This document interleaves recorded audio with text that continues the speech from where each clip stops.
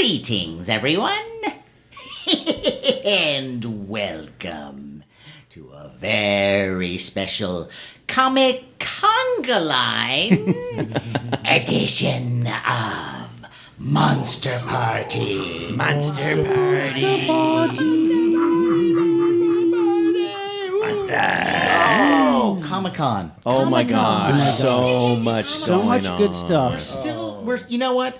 We had so much material. Yes, we did. For Comic-Con. We recorded so much. So many guests. Yes, I mean, that we had to make this into a 2-episode Yes. thing. Yes, So, but who are you, sir? I am Matt Weinhold. I'm Shawn Sheridan. I am Larry Stroth. And I'm James GONIS. And yeah, we just need to continue this cavalcade of Yes. entertainment. Matt, we had so many great people come by. It was such a thrill, wasn't it? Yeah. It was wonderful, and it's it's like it feels like we've just been recording the show for days and days and days. Like it's been a marathon definitely. podcast, but in a good way. Yeah, In a well, very good way. because Comic-Con is back full force again. That's right. Yeah. The place that started it all for Monster Party, and of course, it's fantastic. And it was so great because one person would come and then another person, and it's like it's like that great party atmosphere where I wanted to keep talking to someone, and then oh my god, someone else has come in, and it was like nonstop, Matt. right. Yeah. Oh, Wait a minute. Is that the door? Let me get the door. I Let me get the think Is that the door? Go get the door. Sean, can you get the door? Oh my gosh, ladies and gentlemen, this is Mark Risley, Emmy Award-winning director. Hi, everybody. And he brought lovely Vampire Christina. Oh my gosh, guys. Oh, I love these people. Mark, I mean, for listeners that you may remember, Mark Risley and I were working together on a project. Truly. That's right. Yeah. An unnamed project. Yes, yes. Yeah. And then Vampire Christina, the lovely Vampire Christina and I worked together recently. I love working with Mr. Larry. He's so nice. He's so kind. He is a kind man. Isn't Oh, it my yeah. burning enthusiasm that you like so much? My get up and go. Oh, yes. And I love it. Do you guys know him as Mr. Larry as well, or is it just us? From now on, it's going to be Mr. Larry. He's asked us to call him Mr. Larry, so we'll have Now to. let's just Yes, Mr. Larry? Vampire Christina is from another place, another country. I think I figured that out. And, when we were introduced, this was something that she started, and all of a sudden Mark started to. Now everybody at the unnamed studio where we were calls him Mr. Larry. Larry, It fits. It works. It does work. Yeah. I would like to know, can you give us a little gist of what this project is that you're Can you working say on with anything Mark? about Can you it say, is there any, whatsoever? Porn. anything? No. What? No. It's not? No. Uh-oh. They haven't told me Oh, yet. yeah. Look, listeners know that I haven't shot that yet. Hello. So listeners know that I worked at Playboy TV for 17 years. See, it adds up, yeah. No, it's not that it adds up. This project that we're working on, it's animation. Okay. And We like that. It's kind of without going too much into it, kind of spunky adult, maybe rated R stuff. Ooh. So a feature-length, rated R animated film. Yeah. Okay. How about that? Okay. Nice. Yeah, take that, And- America. They're few and far between. Yeah. No, and I can't speak for Mark, but I'm having a great time with Mark. Mark is an amazing individual to work with, very clever, very smart, sharp, funny.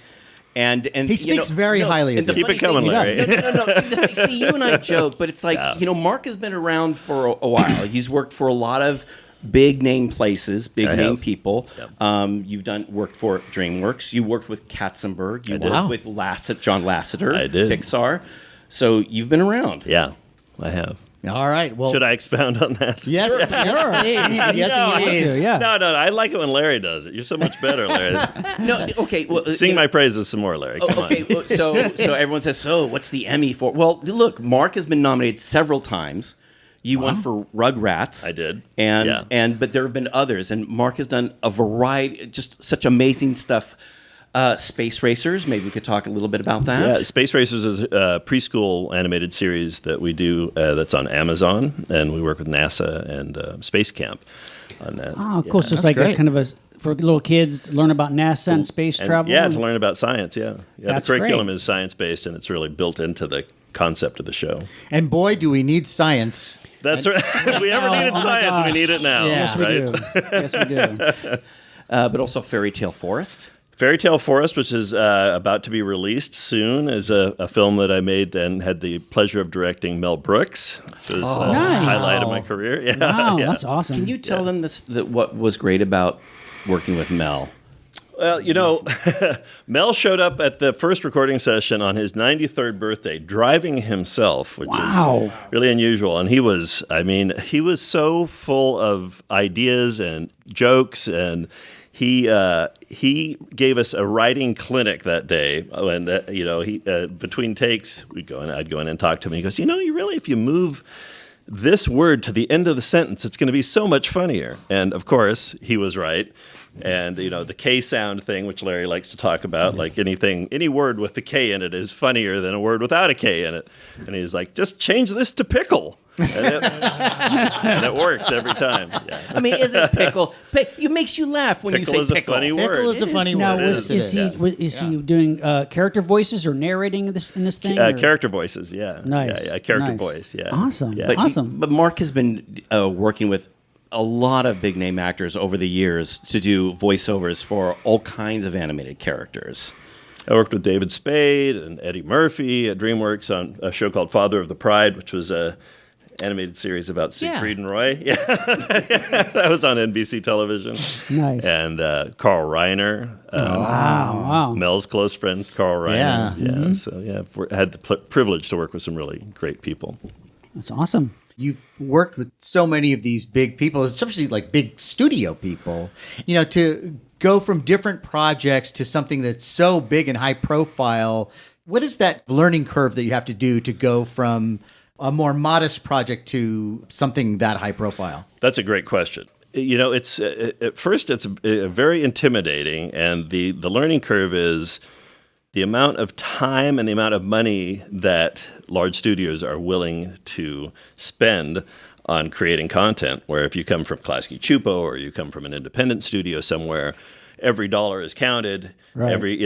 Everything is counted for. Whereas at DreamWorks or Pixar or Disney, like we go on and on for months and years sometimes, Lots of working on just a developing sequence something, and right. developing Yeah. ideas. Yeah, Right. yeah. So that takes a lot of getting used to, because otherwise, even at the unnamed studio where we work now, where it's got a good budget, the film has a good budget, we're still, we try to keep it within reason, keep the time frame within reason. Whereas at the big studios, that's all out the window. Right. Yeah, For right. better and for worse. Right. Yeah. Right. Yeah. Now I know what you guys are thinking. He's such a He-Man kind of guy, but he's you did work on Tinkerbell. Oh, Jesus Christ, Larry. I did work on Tinkerbell. I did a Tinkerbell film for Disney television. And are you suggesting I'm gay? No, that's not what I'm suggesting. It's not that there's anything wrong with no, that. no, not at all. What? Come on.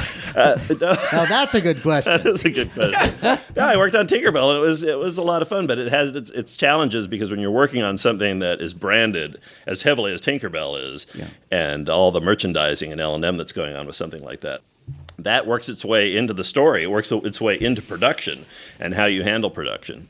And I would guess that Disney's very careful and covetous of their characters, right? I mean, you have to run everything by them when it's something like Tinkerbell, right? Absolutely, you have to run it by all sorts of different departments, including merchandising. Right, Yeah, right, yeah. yeah.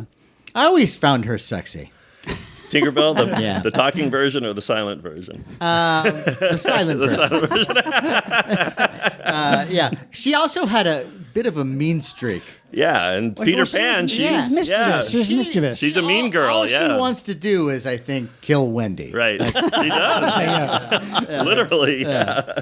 It's true. Yeah. But you've worked at a bunch of different studios, Mark. But when you worked with someone like Katzenberg, I mean, that must have been intense. It really was intense, and he ran that studio. I mean, there was no question who ran DreamWorks at that time, and this is in the early 2000s. And he'd heard stories about him for years, about how he was the one responsible for bringing Leonard Nimoy onto Star Trek: The Motion Picture. How he was I don't know if he was a production assistant or whatever, but he drove to Nimoy's house and knocked on the door and convinced him to be in Star Trek: The Motion Picture, along with his huge success at bringing Disney back to the forefront and all that. Right. And so even though he's a man who's very, short in stature, he is an extremely intimidating person to work for. Interesting. Huh. Now, Vampire Christina. Oh, yeah. Now, I was very fortunate to meet you and work with you. I worked on a little project with Oh, you. thank you so much. Yes. I love work with Mr. Larry so much. Yes, but I guess, someone may be asking, so where's this Vampire Christina come from? Kind of. Where does she thing. come from? Well, I think you're going to have to check one of our next Patreon things. Okay. To Okay. find out a little bit more. Okay, so An mystery there. intriguing backstory you have. Yes. Yeah. Yes, but Vampire Christina is an actress. And And vampire. and a vampire too. yeah. Wow. That must help in the business to be a vampire. It's amazing. It's so cool. I love it so much. Not with So- day shoots, though. No, I was gonna say, yeah. They should Yeah. say Well, that. nighttime shooting. Who likes getting up Nice. early anyway? That's right. Right. Well, if I remember correctly, we did shoot at night, right? Oh yeah. That's why it was so awesome. I've never And seen it her will in the be daytime. So Not once. yeah. Now, have you guys been to Comic-Con before? Well, So I've been to comic. I grew up in San Diego, so Okay. there are pictures of me dressed as Doctor Strange in like 1972 or whatever. Oh, we need to see Wow. those. Those years, I would go to Comic-Con, which was at the El Cortez Hotel around here. It was at And the El Cortez? It was at the El I can Cortez. see the El Yeah, Cortez tiny little sign thing from here. Yeah, Yeah. that's right. And as a kid, I mean, I loved comic books. I was, I had thousands and thousands of comic books, and I was walking around the artist's alley at the time, and there was Jack Kirby sitting at a card table next to C.C. Beck with a sign, drawings $5. Oh my god. Which seemed like a fortune at the time, but looking back, it's My like, God. And Yeah, each one would be $1 million. Yeah, Right. Anybody That's ever right. had those drawings that they got for $5 now would go for Of thousands. course, yeah, thousands of thousands. God, of Jack, dollars. man, Wow. to meet but you Jack had a Kirby. big comic book collection. I had thousands of comic books, yeah. Wow. Tell the story, Larry. Well, do you know, we all have that story where you have that, come from a big family and you have that evil brother or something. Oh yes. And I believe there was someone in Mark's family who felt, oh, he doesn't need these anymore, and No. and just kind of I stored my comic books with a friend at a friend's grandmother's farm. because you knew. Because I knew that maybe they weren't safe. I was, own and I house. was moving from Northern California to Southern California at the time, and it turns out that one of my brothers, an unnamed brother, unnamed things here, but that he did some investigating and he found those comic books and he sold all of them, and That is Oh, so man. horrible. Yeah. It's I can't believe it. was decades ago. But you've been a big comic book fan your whole life. Yeah. Yeah. I stopped reading them around the time of Watchmen because I felt like it had reached a level where it couldn't be eclipsed. But everything from the '60s to the '80s, big time. So okay, but so you were big into comics, and you decided, "Hey, what the heck, let's bring Vampire Christina down to check out Comic-Con. So There you go. Vampire Christina, you have never been to Comic-Con before. Never been to Comic Con before. So what do you think? I love it. Like Mr. Larry. So good. It's so much cosplays and so many pictures, so many artists introduce their work. And I hope it was not last time. So I hope I will visit next year and later this event because it's super cool and inspires a lot and gives such beautiful emotions. So did you see anything today that you go, oh, that is I want that, or Actually, it was one thing. It was worm. Very Wait, nice worm? silicone worm. And then From I seen this. CFX. Oh, yeah. CFX gave her a free silicone worm. And they give me for free this. So cool. Yeah. Super nice. Where are they giving out silicone worms? They are. Did you? You can still get down there tomorrow. Did you there. go up to them and go, hello, I'm Vampire Christina. What do you have here? Yeah, and they go, oh my god. Oh, I gotta give you a free worm. In case you're wondering, he's doing an impression of your voice. I thought it was Italian. He was doing.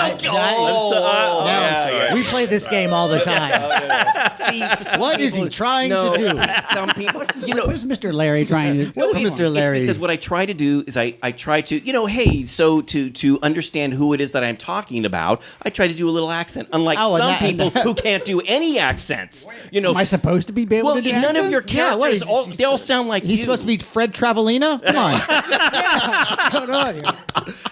Have you noticed that every time Larry tells a story, that if you guys are in, does he do an impression of each one of you when he tells a story? He tries. Again, he tries. Yeah. What? I want to hear your impression of me. See, we've talked about Do it. this. No, No, he will. No, see, because my wife does that. She goes, "Well, what is Mark like?" He goes, "Well, that's kind of my targeting." Not so bad. Okay, but getting back to Vampire Christina. So you're only here for one day, right? Yeah. And so this was like you were like blown away by Oh everything. yeah, and- that's true. Like And sensory overload, right? Just like, wow. wow, just I can't even express my feeling, my emotions because it's super beautiful, super beautiful. I never seen anything like this before, never.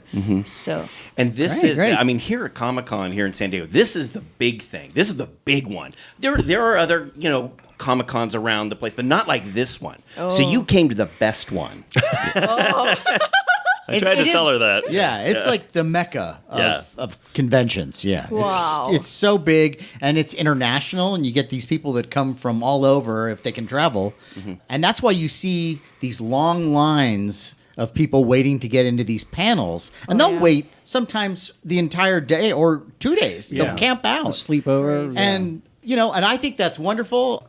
When it comes to myself, I don't want anything that much. I like to wait into a line for Well, Here, it here. depends. Now, it depends. Now, let's say there's an exclusive. All right, so let me tell you As in something. merchandise. Okay, Yeah, so, merchandise. all right, Okay. Vampire Christina. So here's the thing. So some of these, I don't want to use Entertainment Earth as an example because that's not a good example. But there's, let's say Mattel. No, Mattel. They'll say, hey, we've got this special exclusive here, only at Comic-Con. And then you go, oh, okay, well, I'm going to go stand in line and I'm going to wait for my exclusive. And sometimes what happens is you stand in line, and then you'll get to the end and go, "Oh, Here I'm he sorry, goes. we've run out of the So bitter. the He's special so bitter. And yes. See, Mark's learning about my bitterness. Well, I've heard the story 6 times. we hear story. You think you've heard some stories? We've heard it got 6 one- times today. He's got a birthday party story that he tells, where he is still livid. Okay, did I tell you about the Do I King know Kong? this one? The plastic King Kong. Oh, Do you yeah. know- But you see, the funny thing is, I now have that King Kong mint But and he's- package. I know. But he's still angry. He's still furious. Come on, you can relate, can't you relate?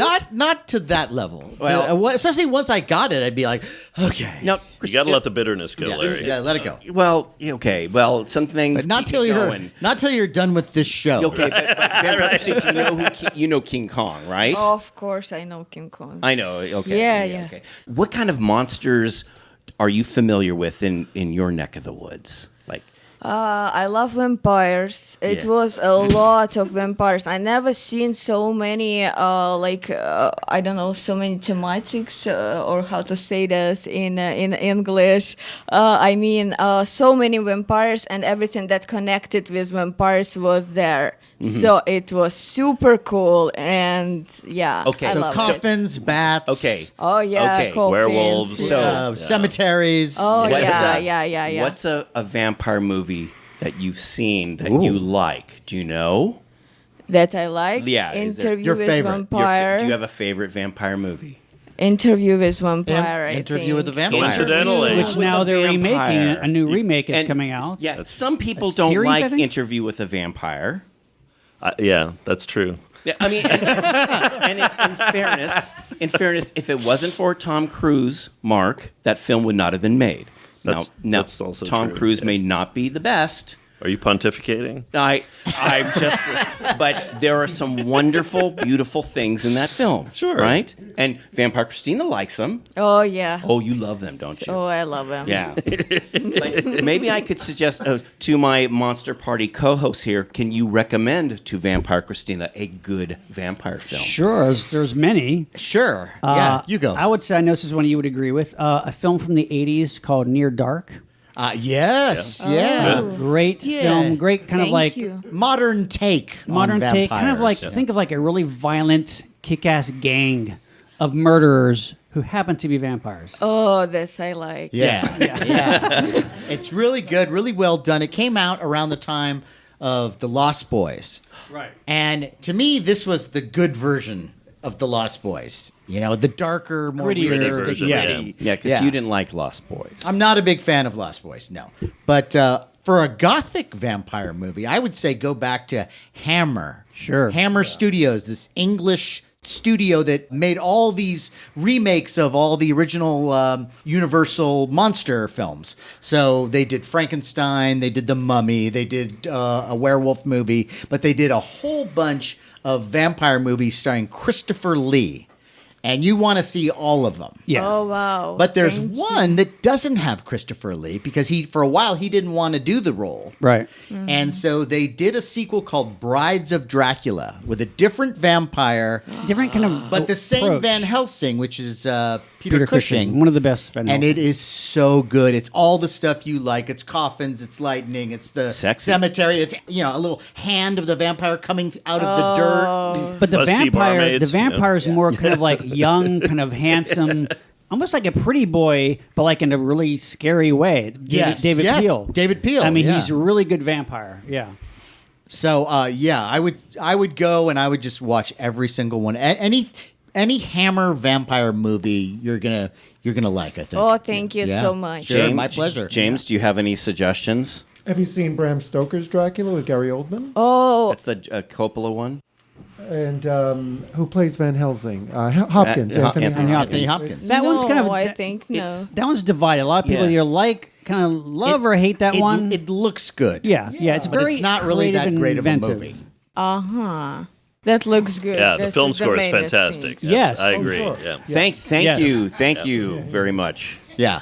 I love the look of it. I like Gary Oldman. Yeah, is yeah, he's great. in that He's great. role, but then there are some other performances that aren't quite Keanu so good. Reeves. Yeah. And Winona Ryder. And Winona Ryder, That's yeah. the 1-2 punch. So we've Americans, yeah. given Vampire Christina some That's right. suggestions. Yeah. You have a lot of homework now Yeah. to do. You know, you yeah. can hire English people That's to right. do this. That's right. I've got a movie. I've got Oh, one. please, Mark. Let Me In. It's called Let Me In, right? Oh, yes, sure. Now, Yeah. Is it the No, American? the original, yeah. Oh, Both of let them are the right- good, but the let the original right I think one is a in. little The better. original. Let the right one in. Right one in. Yeah. Let the right one in. Yeah, That yeah. Great. movie is Yeah. brilliant. Yeah. Yes. Agreed. See, he knows what he's talking about. He does. Yeah, he's one of us. That's right. That's right. Yeah, as a matter of fact, Mark and I, we really hit it off, I think, when we were doing like interviews and found out he was a big monster fan. And Yeah, you guys must have hit it off. Just Very like, similar upbringing. Yeah. yeah. He had cruel brothers. I had some cruel brothers, you know. well, we Six all siblings. We all share Right. our sibling torture stories. Now, Mark, I know that you went to Comic-Con for years and years and years, but it's been a few years since you've been here. So was there anything that you saw today that you thought was really cool, or you go, hey, that is really nice? I thought what was cool was it was more lightly attended than the last ones. We've all, Just the right amount of crowd. agreed. you know? Agreed. we've Yeah. all been saying But that. actually, we've yeah. learned about maybe there's a reason why. And why is that? Well, what I didn't realize this, but back when we had been coming for years, especially I guess back in 2015, there was a time when on Saturday it was packed. It was packed with people. Like uncomfortably packed. Yeah. Yeah, and we're how they let so many people in? Well, we've learned from somebody that back in those days, passes were being copied, Duplicated. Yeah. and they didn't have a system to scan. And this blew me away. I had no idea, And so Yeah. what they have for listeners who don't know, this year, I guess they've been doing it for a couple. It's a of years. barcode. Yeah, there's a Or- little or a code scan that you have code. to scan to come Yeah, in. QR It does code, the- right, QR yeah. code. So, and for some reason today, which Saturday is always supposed to be the busiest day, Yeah. it was busy, but not Not that terrible. It wasn't. Yeah, as you bad. could still move around, and Right. And one of the things that I always enjoy about Comic-Con is the fact that there are so many people. I know we have friends who say, "I'm not going to go anymore because Right. it's too corporate." Yeah, but it's just a spectacle. It's once a year. and it's Yeah, once a just year, and you're go gonna and embrace it. You're gonna be smelling the farts of the people around you. That's okay. Maybe you grow somehow you got mask on, grow though. closer. Yeah, yeah. Yeah. So yeah, no, it's but been great. I love the people, and there does come a point where it's.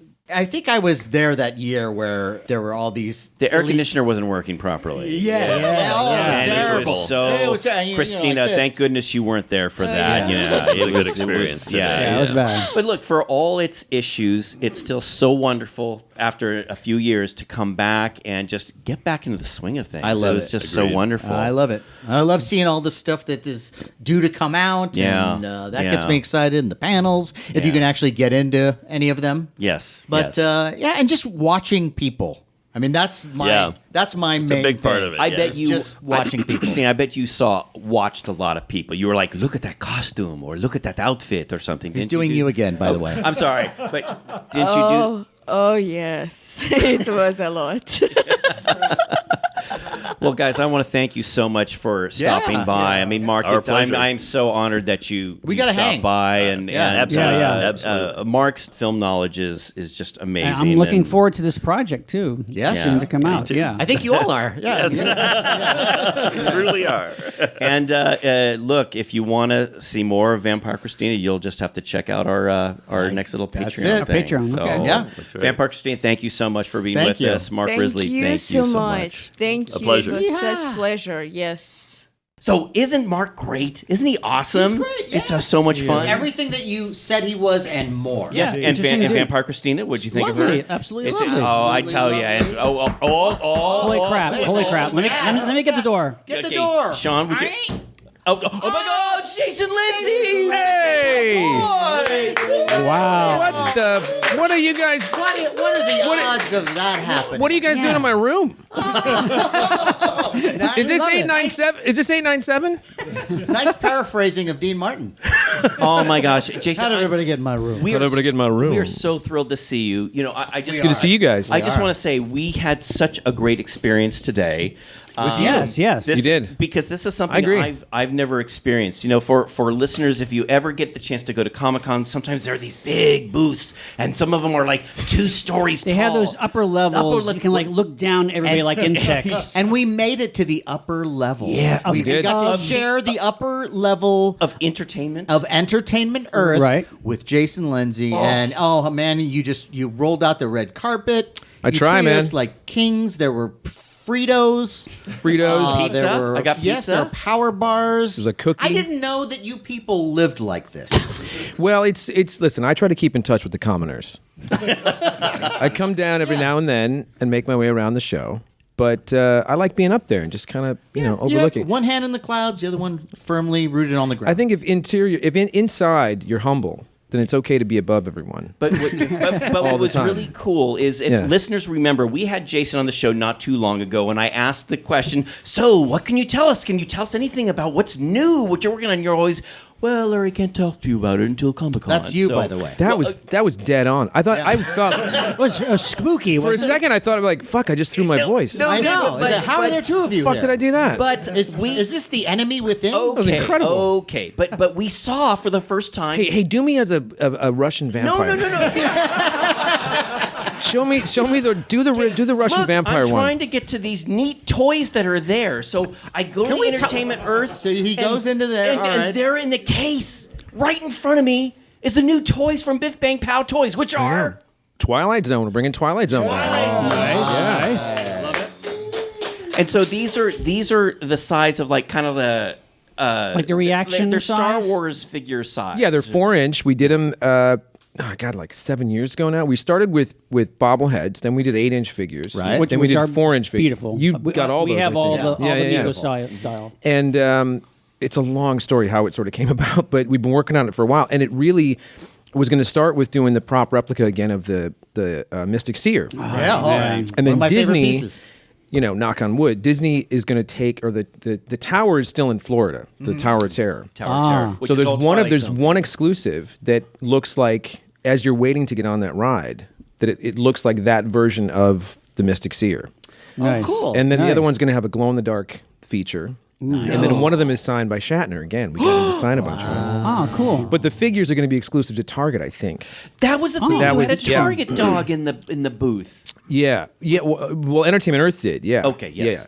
there's a long relationship with Target the last few years because they don't have a presence there. So Entertainment Earth does, and they go, oh, we've got these exclusives, and put them at the booth. And, But it's cool because Target has that little section where it's like collectible, really cool collectibles. The cool stuff. yeah. That's where the Twilight Zone stuff's going to be. Wow. Cool. Beautiful. Yeah. I just couldn't tell you before, man. I wanted to know. tell you. It killed me inside. I thought we were friends. I mean, it was burned.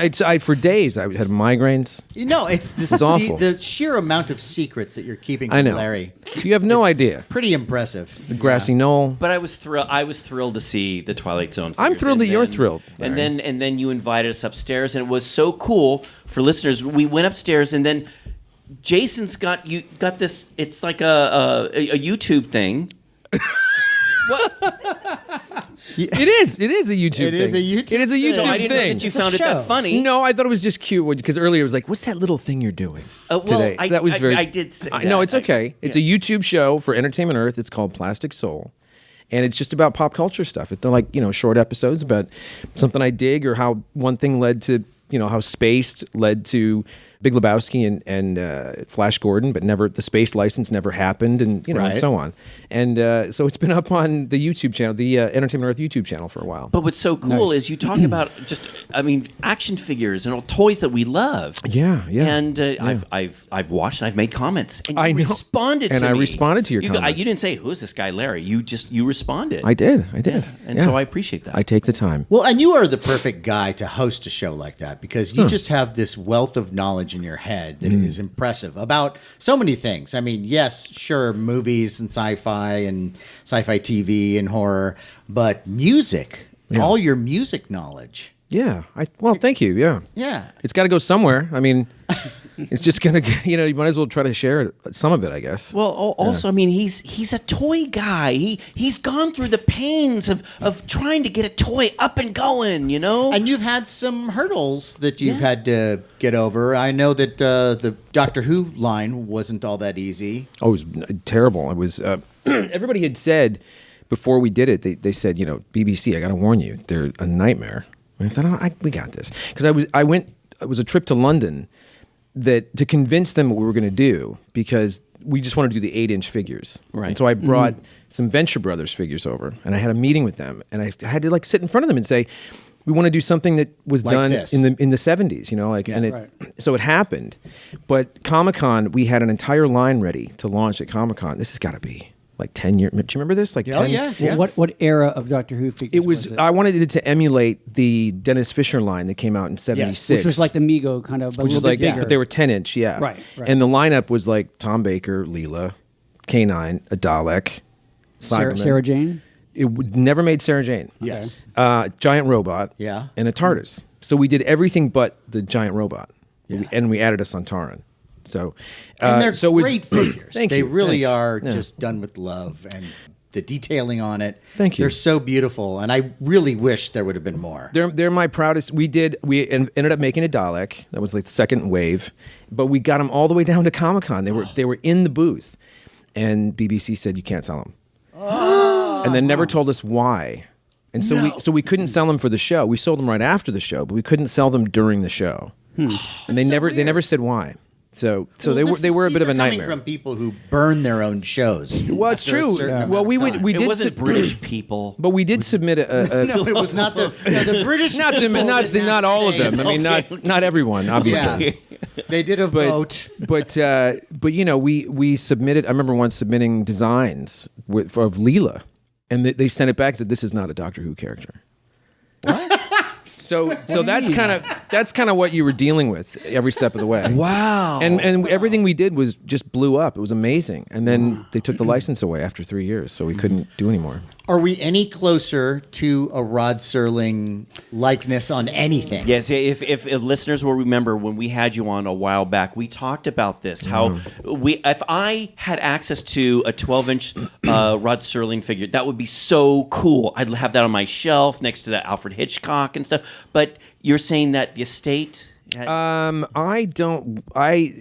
heard there's a weird snaky wakey way of getting through the details that I got. Right. But it's just never going to happen. because it's about the estate. Other than, it's about garage kits are unlicensed. yeah, right? yeah. Well, That's such a shame. Wouldn't Family- you do something family like make a stuff. figure that kind of loosely looked? I mean, called it, Rod and put RODD or like something. Rob Serling, No. Todd Sirloin. Rod Furling.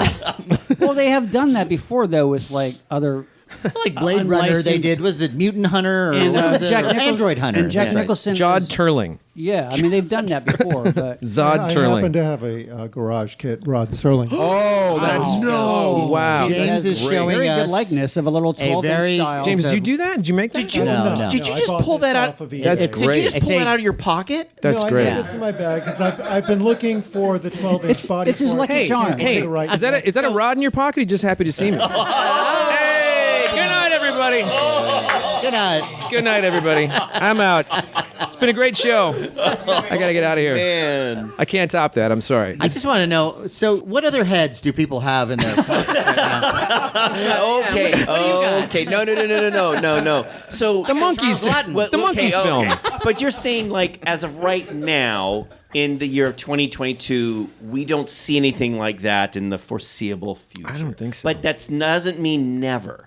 Doesn't mean never. Well, yeah, maybe in 200 years we might. Yeah, I mean, I won't be here, but Hardly going could to happen. help us. Right. But it's the kids. It's an estate thing, and it's just not. Yeah. Now, Jason, did you have more than just those figures there for Biff? No, we didn't. Would you like more? How about, Wait a minute. How about a play set? I sweat for you. I sweat blood for you to get this stuff done. Well, I It's just not even still out not- yet, it's still and not you good. want You know, more. You're a Yes. toy guy, so I'm thinking. Don't box me in, man. I'm so much more. I know that. I'm but sensitive. So you have these figures, but let's look at like what Kenner did back in the day. I can sing. They had You're the just fig- like Kenner? And no, Why don't you do what Kenner did? And they had the little cardboard background. I mean, can't you do like a little? Yeah. Now, that is a good spaceship- question. That is a good. spaceship Yeah, thing? we I mean, could. come on, Maybe you're we clever. could. Thank you. I am clever. You're right. I am. It depends on the license. The thing is, you can only do. You've got certain categories to do things with. Like if What do we you mean? like, well, you can't. You can get creative with the packaging, maybe like we did Right. with the Kiss figures, where you could punch out the instruments. Or cut We did maybe those- the back of it looks like a Yeah. background, or Right. We did it for Flash Gordon, the 35th anniversary of the I two remember that, yes. of Ming and Flash. Uh-huh. The Beautiful. throne Yeah. room, the My the, lovely great. wife has that. Hawk City was a little background we did. Right. Beautiful. So we've done it.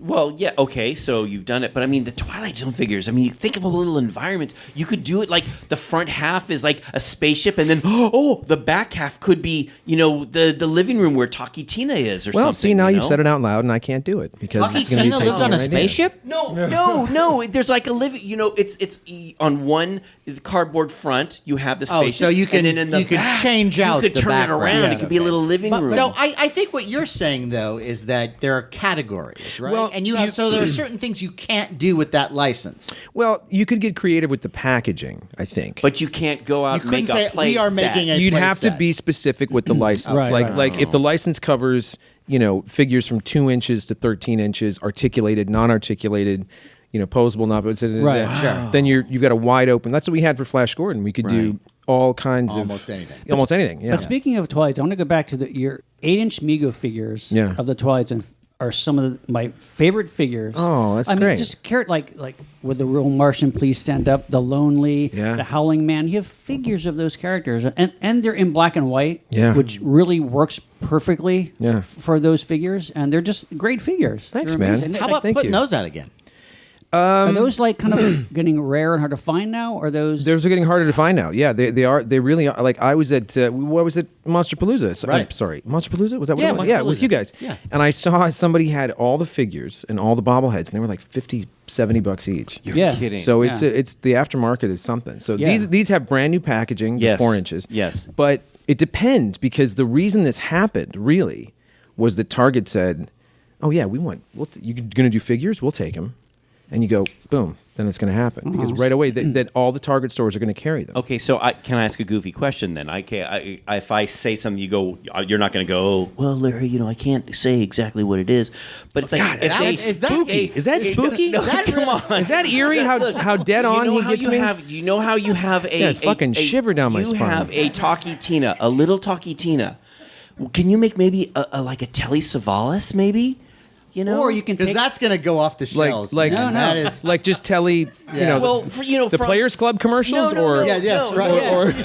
or in the episode. the want to mix and match. The Telly special. Right. Yeah, the Telly yeah. live Yeah, special. yeah. But I Who have loves actually, you, baby? I have actually the vintage Kojak figure That's of right, Telly he does. Savalas, which Oh, is yeah. in scale, so I could put that would work. With I would work. Yeah. It would. Well, Yeah, I'm just so- trying to stay with his. And there was a playset for that too, wasn't there? Yeah, which is amazing. I didn't get What the is it? place Was set. it the It was precinct, it was or- like it was a precinct. It came like with a coat or something. With and he no did have one a little else. Right. lollipop. Just And there was a no doll. other figures. Just a doll of Yeah, it. there wasn't. It Yeah, was just him. by himself. Lonely was- Kojak. It was a Sears exclusive, and it came I with wish someone would commit a crime. I wish. Don't you wish they put out his brother in the show? I think it came with a doll of Telly's like a brother. dead hooker or something. Yeah. I mean, Yeah. yeah. But yeah. No, That was but- very Kojak. So are the Twilight Zone, are these figures to be reissued, or are they the same molds? They're the same molds, Okay. but very different. And we've got. Can I say this? Oh yeah, I think they were in the case. I think. Yeah, we're doing. we saw- We're doing a set that are variants that are glow in the dark. Oh, that's cool. But they've got sort of painted in sort of details. Oh, I like that. I do Oh, like nice. that. Yeah, That's yeah. cool. Matt's I a like big glow in the dark. Yeah, Yeah, yeah, we we love love the them. dark. Yeah, I do too. Yeah. Yeah, I like that. Yeah. Awesome. I got those Super 7 today. So, Oh, yeah? yeah. Oh, so did Sean. Yeah. I- well, the Godzilla I- ones, right? I was interviewing Brian. I walked him back to the booth. He's like, "What do you want?" I'm like, "Everything." Dude. Yeah, they're beautiful. Look at everything. Talk about great packaging. Oh, I'm man. leaving those in the package. The Godzilla, Mecha Godzilla, and Jet Jaguar. Amazing. Beautiful. 20 Pretty bucks much each. all of the Super 7 stuff. Half the value of it is that package. Yeah. Because the packaging is so beautiful. The Yeah. artwork is so nice. Well, he and they I- really are made for displaying that way. He and I remember. You remember the year that they had the Alien Early Bird kit? Yes, I Sure, do. yeah. Remember that? I do. Yes. And that's when I met him. And I said, "This is the best thing I've ever seen at Comic-Con." And we got to be friends. We got to talking and stuff. And we had these parallel, the ways we were going after licenses and what we wanted to do. And we each sort of thought, when you think of an idea, Twilight Zone, part of your brain goes, "Well, no one's ever done it, so it's not going to work." Right. Yeah. And then the other half of your brain has to go, "Yeah, but there's an That's audience there. This why. thing is perennial. It's Right. evergreen, Right. every day." And he had the same mentality. And like we've had these weird, the things we've wanted to do. And he'd come to me, he's like, "Let's do Next Generation." I said, "I just don't think there's an audience for that in 4-inch. Like we've done Star Trek stuff, and there's not a very toyetic Not right now. collective. Well, the audience for Trek, I don't think cares that much about toys. Right now, you think? I think right now. Well, it's the Playmates era. That whole thing was great. That but was like a great- right now, yeah. like those 8-inch, like there's just they don't. McFarlane had it. It didn't work. Mego. Those do pretty well. The Migos are pretty good. I'm Yeah. enjoying the Migos, the new Migos. Yeah, of but next I don't know if Sean I don't know if the and all 4-inch that. Yeah. if there's like an audience. I don't know. So we talked about that. But like everything he started to do was like, this aesthetic of all the music stuff too. The music stuff, yeah. Metal and punk bands, and And he's a big yeah. fan. Like we're both big music fans. Today. I talked to him about vinyl, and I said Paul Weller. Somebody said to Paul Weller, like, "What's the best?" Or kind of he's like, "The fucking cover of Revolver." It's better than a Rembrandt. Wow. And so we talked about that, and it was like he loves punk stuff, like early punk singles and shit, and like you could see some of that go into the packaging of stuff that he's done. Like Yeah. the various icons or Yeah. mascots of all these different bands, like the That's Descendants, and Yeah. just That's cool. crazy. Yeah. I'm still waiting for the official line of Logan's Run action figures. Oh, here we Yeah. go. Here we Tell me, go. yeah. We've Somebody- talked about this. I want a box. Come on. The movie want or the Yeah, TV the show? movie. Yeah, the movie. movie. The I want a movie. Jenny I Agutter don't want figure, okay? Rem. Can I just say there's not another room in the country right now where this conversation that I could go, the movie or the TV show, and have everybody go, the fuck, come fucking on. How dare you even the movie? I mean, Michael York's still Sorry, I around, didn't mean to Jenny ask the Agutter- obvious, but- Jenny Agutter still around. I mean, come on. yes, I yes, mean, she I is. would love. Who wouldn't love Yeah, those? and Yes, the- she is. and the I'd like Zardoz an action figures. figure of Jenny Agutter from literally every film she's ever made. Frankly, Oh my!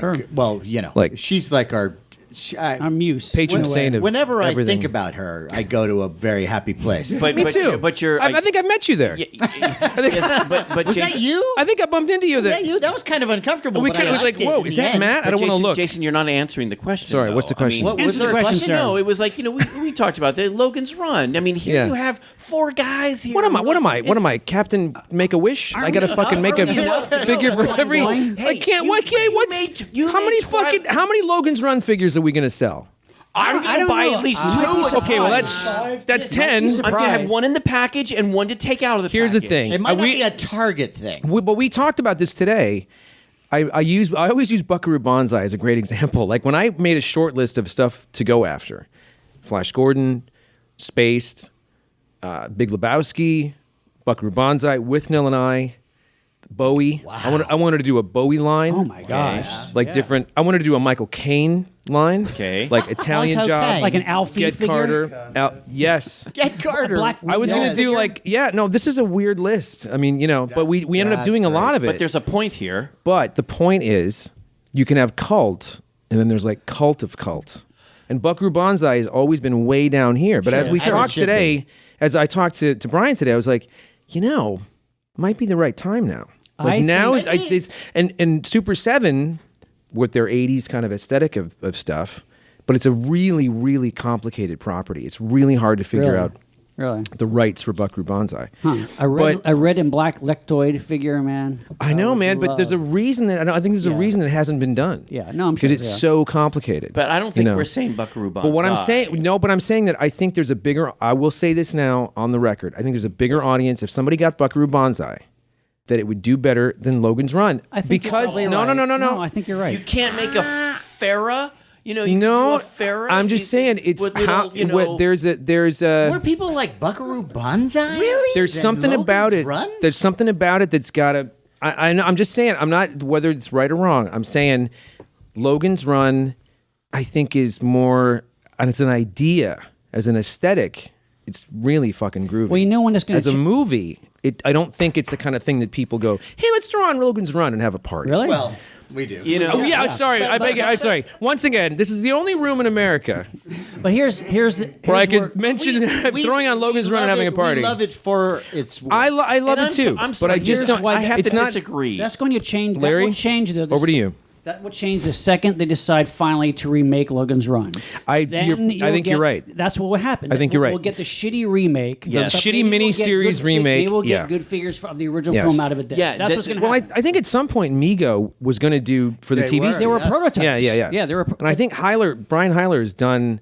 He's had the molds. But I think wasn't he's that made- properties for the TV series? for the TV Yes. series? Yeah, the right. TV series. I don't yes. want Do I Heather need to- Menzies. I want. I I want like Heather Heather Menzies. I'll take figure. it. Do we have to go and call Marty Abrams now? Is that what we need to Let's do? call him now. Paul Clark Let's call is Dr. him Mego. Dr. now. Mego? Yeah. Is that? Are you blowing me off now, Jason Fucking Lindsay? hell! This is like Devil and Daniel Webster. What else? Are we going to talk about anything else besides Yes. toys? Yeah, I have okay. a life, No, you know. So far, it's been a this is- Biff how about Bang. Comic-Con? No. This is what I'm I an wanna interesting ask. person, you So know. look. So we saw you in the big lofty booth, and you brought us. I up, and brought we you were, up to the big thrilled. lofty We were booth. thrilled. We were thrilled. You guys were like, it was like a scene from Evita. You guys up Yeah, on there. well, but it was Just like looking down at everyone. You're in that booth and you're taking meetings and stuff. Did it get Touching a chance people, to go making out? names. Yes. Did you get a chance to go out and walk around? A little bit. I mean, did you? I mean, not just to the booths across from you, but I mean out there. Yeah, I got around. It's a yeah. big convention. It is a big convention. How'd you do? I heard it's like 3 football fields. It's bigger than How did I that. do? Did you meet Mrs. Lindsay? I pulled. Okay, Twice. good. They don't know it yet, but I pulled. Yeah, I don't know Twice. what that means, but I'm glad. No, that you had that it's been interesting. But I'm glad you had that opportunity. I did. So let me ask. So the whole COVID thing. We've been away for a while. How When does you it say feel- COVID. how COVID has closed down Comic-Con for a couple of years. Oh, And yeah, you yeah, have that, been that, back. that, You yeah. haven't been here, Yeah. but now, how's it feel to be back? So COVID free, frankly. That's what it feels. Really? Until we get out of this I can tell you room. one thing: no one is getting it. Right? No. Not, what are the not this convention? What are the No. odds? Well, Well, What are the odds? Look. You guys joke. But let's think about this. I'm not joking. No. Listen, for the listeners who are kind of concerned. Oh boy, I don't want to get COVID there at Comic-Con. Think about Was that me talking about COVID? No, Okay. No. It's like you had to get. I can't tell you anymore. Had to prove. You had to show your little thing that Yeah, all says. the precautions have been great. I got. they have done a good job. I when it showed my comes little to at thing least every time I went through the trying door, to, frankly. You cannot get And my into the wristband. mask. And not only that, you know how some of those clowns go, I'll just put it over my nose. There was a constant reminder every 20 minutes. They That's would true. say, That's true. here at Comic-Con. Here's the everyone thing. must Here's the put them-" thing. Yes. I can't imagine how they could. There's no way to do it 100%. much better. Like No. they're really No, that's They can only true. police it so much. you can only police it so much. Yeah. But I that's think- like who's going to be dumb enough to be in a room with a bunch of people without masks on? Like no one's going to do that. Well, yeah, and then also in this case, oh shit! Hang on a second. Fucking hell! All right, and let's wrap this talking up. A lot. and talking emotionally and coughing. Yeah. Well, Jason, I have to say, I'm thrilled that you. Are we wrapping it up? We are wrapping it up. That sounded. No, that was like a fucking Larry wrap up. I was just. Well, Jason, I'm glad you came by. Truth, look, That's such a. I know. You know what? I'm gonna Suddenly pitch. your bags are packed No, at the door. I know. I'm gonna you're- pitch a show to Nickelodeon. That's so Larry. Like, I that's know so Larry. You're a busy guy. And This was exactly on Monster Blues. Like, well, it's been fun. Right. Like, and Matt's like, we just got here. We Yeah. fucking talking. But I know, I know there might be people outside that want to get in. And Yeah. I know A lot of that people you're- I walk know in the that hallway. you're The Yeah. doors, man. Yeah. a busy guy, and so. But I'd love it if. So we are wrapping it up then? No. Wrapping it up? Would you hang around? Because, course I'd hang around. Because I have a feeling. That someone might come who's actually shares your passion for Twilight Really? Zone. Really? But I be don't know. somebody. What do you Keep guys, talking. Oh, Wait wait a Let me minute. get it. Let me get it. Wait a minute, Sean. Can you get it? Can you? Oh my gosh, ladies and gentlemen, it's David Scow. Oh my God, Welcome. the guy who. The man who brought us the Crow, hello, and also he was on our fantastic Twilight Zone versus Outer Limits episode. That's correct. Right. Yes. That's- and our one of Creature from the Black He was Lagoon on the episode. Creature from the Black Lagoon, but that episode, David, was so phenomenal. It was We- an epic. Not blow up. No, but that was a very highly rated show that and maybe our longest too. Except now I want to talk to Jason about like a Miami Vice line and Ooh, now you're Now, talking. Jason, I don't know if you've Now ever you're met talking. David I've never Scott, met but David. Not before today. I've never met David Jason. is I'll meet you responsible again, for brother. these Lovely to meet amazing you. books, both Outer Limits, Twilight Zone. Amazing writer. He's the Outer Limits fantastic. Authority. Authority. Yes. I'm the Oh, only one. fantastic! Oh, fantastic! Now, Let's David, talk about those Outer Limits figures. No, Oh God! No, okay, now, oh man, before I get would to love that. David, I am thrilled that you are here. Now, you were at a booth today. I mean, I literally ran into Sean, and a couple of hours later, I'm sitting here. Yeah, there you go. That's how it works. There you go. but you have been working on these comics. Storm King comics? Yes. I am here at the behest and glory of Storm King Entertainment, which was the company founded by John Carpenter and Sandy King Carpenter, which now currently started out as a one-shot deal to do graphic novels and comic books, and now has over 100 titles in actual comics and things. Wow. And, yeah, I personally have 2 graphic novels with them. They do an original horror anthology series called Tales for Halloween Night that I've been in every single volume of. We're going to do volume 8 this year. Wow, In I a can't minute. wait. Line up and buy it now. I tell And ya. I just found out at this convention what my next project for them Your is. next So, assignment. Really? Yeah, exactly. Wow. Is I this mean- something you can divulge or not yet? Yeah. No, I'm not No. going to talk. Okay. I will say this, though. Listeners will recall that Matt and I had the opportunity to go to Golden Apple Comics in Los Angeles, where David was, along That's with John correct. Carpenter, and you were kind enough to sign the issue that we had that you had worked on. That's why we're there. Yeah. Fantastic! That's amazing. And that's where Matt and I had our wonderful experience meeting. But I didn't The do wonderful- comic books before this. No, that's right. I was not a comic book No, reader. that's I right. was not a comic book fan. Here I am at Comic-Con. No, can you tell us Makes how sense. that happened again? 'Cause Well, I was not a comic book reader. I was not a comic book fan. I believe I just said that. that's- yeah. My past is echoing back at me. I'm having a dream of, like, I don't know, a line of Night Gallery figures. no,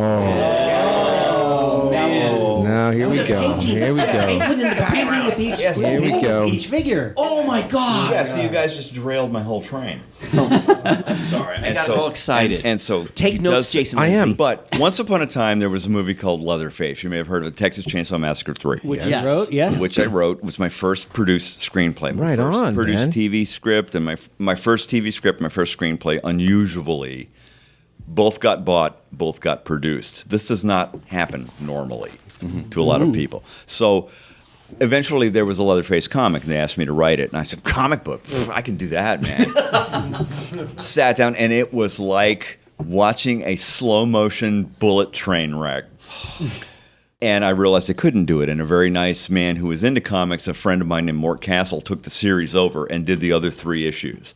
I'm credited on the cover, but I didn't write them. I couldn't write them because mostly it was like chewing food over again. Right. Years pass.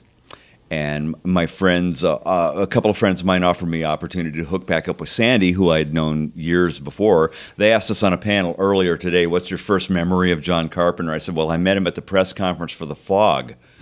Wow. Which was at Forrest Ackerman's house. Whoa. Wow. That's awesome. Got big hug from Jamie Lee Curtis in mint condition, you know. Oh, man. Wow. She was mint in box. That makes me so happy. That's one you have to take out of the And package. why do I remember? Why do I remember this? Because on. Martine Beswick was there. Oh, wow. Jamie Lee Curtis. Yes. Wow. And she said, I want to go get some food. What do you want? So I went with about 6 other people going out to dinner with Martine, and it was the first time in my life I ever ate sushi. What'd you think? Thanks to Martine Beswick, I'm still here eating sushi. I had sushi today. Oh, Wow. And so, did you like it the first time out? No, it was an acquired taste. okay. But the tuna helped. This has a lot to do with why I'm writing a comic book, right? Yes. So, anyway, I got to hook back up with Sandy after a long time of not seeing her, but I'd known her for a long time. I'd known her since the late 80s and stuff. And with the help of Dwayne Straczynski, hard-boiled writer, a prolific comic book writer, by the way, and Tim Bradstreet, a well-known Sure, comic book right. cover Yeah. artist. Yeah. They edged me back towards a meeting with Sandy that I wanted to have anyway. And she said, why don't you do a story for Tales for Halloween Night? I said, how about this? And she said, do it. Really? And here we are nearly 8 years later. No turning back, yeah. Yeah, and it's like, and why? Because every comic book artist that I know talks about DC and Marvel, and it's a hellhole, and they steal our art, and we can't get paid, and they're a bunch of Philistines, and we can't work for them. And oh, you got to hear this awful thing that this comic company did. And it's like, Storm King is nothing like that. It's like they look at me and they say, you do what you want, go. They pay you money. They do your comics splendidly, I might add. And in these comic books, like in the graphic novels that I do, they're like little feature films Right. that I'm the director of that have an unlimited budget. Right. Yeah. Right. The comic that I did for them last year, Hell, which basically I have to describe as James Cameron's Journey to the Center of the Earth. The production floor of, I don't know, $500 million. Right. But I can do it in a comic book. That's Sure, all I right. can do it in a comic book. Yeah. And so it's a specialized and privileged position. I'm very blessed to be doing this at this point. Yeah. I'm blessed to be doing anything because I had 2 heart attacks last year. Yes, we Right. know. Yeah, we're so happy that you're Yes. here and you look You tell me spry and healthy. you tell me if I look like a sick heart attack guy or You not. look great, man. You look great. No, you look great. Kid who And loves pop culture. survived 2021 of COVID year was my year of recovering from open heart surgery. Wow. Jeez. And That's so crazy. that was that year. And then the year before, there was this little plague thing. But I'll tell you something about COVID. Please. Lockdown, writer's paradise. Right. Sure. Really? Yeah. Not only did I not change my routine at all, I got past a whole bunch of things like, you know, how people would traditionally tell their workers, oh, telecommuting doesn't work. Right. No, it's impossible. I can't loom over you in a cubicle. Right. It eliminates gridlock, commuting. You don't have a problem with Pants? daycare, pants. You can sit there with no pants on. And I've frequently done Zoom meetings with no pants on, and then, of course, you have to stand up to get something. You don't want to tube in it. Yeah. Don't tube in it. So I'm sitting there, It's not a good look. you know, like answering the previous question on the Zoom or something and going, am I prepared to stand up now? Right. I Right. just don't know. But that's the long, tedious answer to your question, Yeah. I'm sure. So, David, how has it been for you coming back to a full-fledged Comic-Con? Because it's been a while for you, right? Well, it's really interesting, and I don't know if everybody in this room got this vibe from this Comic-Con or not, but the vibe seemed to me to be everybody here was like, no, but I'll be here next year. Like everything will be okay by next year. Yes. Yeah. It's like Yeah. I'll share with you Yeah. it's like there's a phrase that I hate hearing, and the phrase is "back to normal." Yeah. Yeah. There is no back to normal. there's we no- have to Never move happening. ahead. Yeah. And anybody that wants back to normal, quote unquote, is marching boldly into the past. Yeah. It's like this is a thing that we have to live with. So a new normal, yeah. I said to myself, why don't I test all of these freaking vaccinations and shit I got by going to a super spreader event? Exactly. Best here way, I am. really. I mean, Yeah. Right. Yeah. And here I am, and it's Effective been. test. I think it's been sparse but healthy. I think people wanted Comic-Con to come Yes. back, Yeah, and I yeah. think Very it's, much so. It's For been your reflect- psyche, Well, you we've know? been watching the floor, and the traffic on the floor was okay, but it wasn't like 2019 where it was Yes. they were packed belly to butt Right. like a Right. slave. We're just Yeah, talking yeah. about that. Yeah. Yeah. yeah. And I think it will be next year if stuff goes on this way. Maybe if we're all still here. If we're all still, if we're not in an if we're not in an ICU breathing through a machine. I'm sure Wow. we will Now, be. as an Outer Limits fan and expert, what I'm curious is if you ever thought of maybe, and You if have there, questions after all this I time actually have a question. I do have a question that we've spent together, all that we've meant to each other. Now that you do comics, Yeah. I would love to see a real dedicated Outer Limits comic going back and using those characters and then extrapolating on what happened. You mean like the follow-up. further adventures Sure, of right, things exactly. already done? I think that would be great. horror-like. You could pitch that. Well, the great thing about the Outer Limits was that it called itself a science fiction show, but it was really a gothic horror show with Right, yeah. Yeah. funky machines and dials and Sure. lights blinking Right. on and on. Yeah. Right. And so, Yeah. so something like what you suggest may not be very far away. Nice. It may not come in the form you want or the shape you want. Okay. Maybe Okay. Some, But Interesting. it may speak exactly to the gnawing hunger that you have expressed. Right. Okay, well, if I could just ask really quickly, a while back, Define a while. 3 years ago, Things were normal. you and I When it was back Back when things were normal. about this other, like a third Outer Limits book that we've been dying for, and you were saying, "Hey, I've got the idea for the color and whatnot." like holographic. Yeah, It's no, gonna I be don't. like- Well, it was just I've been waiting for this Outer Limits book, this third Outer Limits book from you, and I want to ask, say, David, what do you say? You think you've been waiting for it. David? I would buy that book. I finished the new improved version of the Outer Limits book, which is 120 pages longer, wow. with pristine photographs. Stuff you've never seen anywhere before. Really? Yeah. It was finished in 2017. Oh. No. And I have 3 little letters that stand in our way, and those letters are MGM. Because everything, as Jason knows, everything is a licensing deal That's right. Right. now. And it's like we literally took the book to MGM and said, we want to re-license our photo permissions Yes, for okay. the book. And they said, we here at MGM Legal, well, first of all, we're too big to talk to you.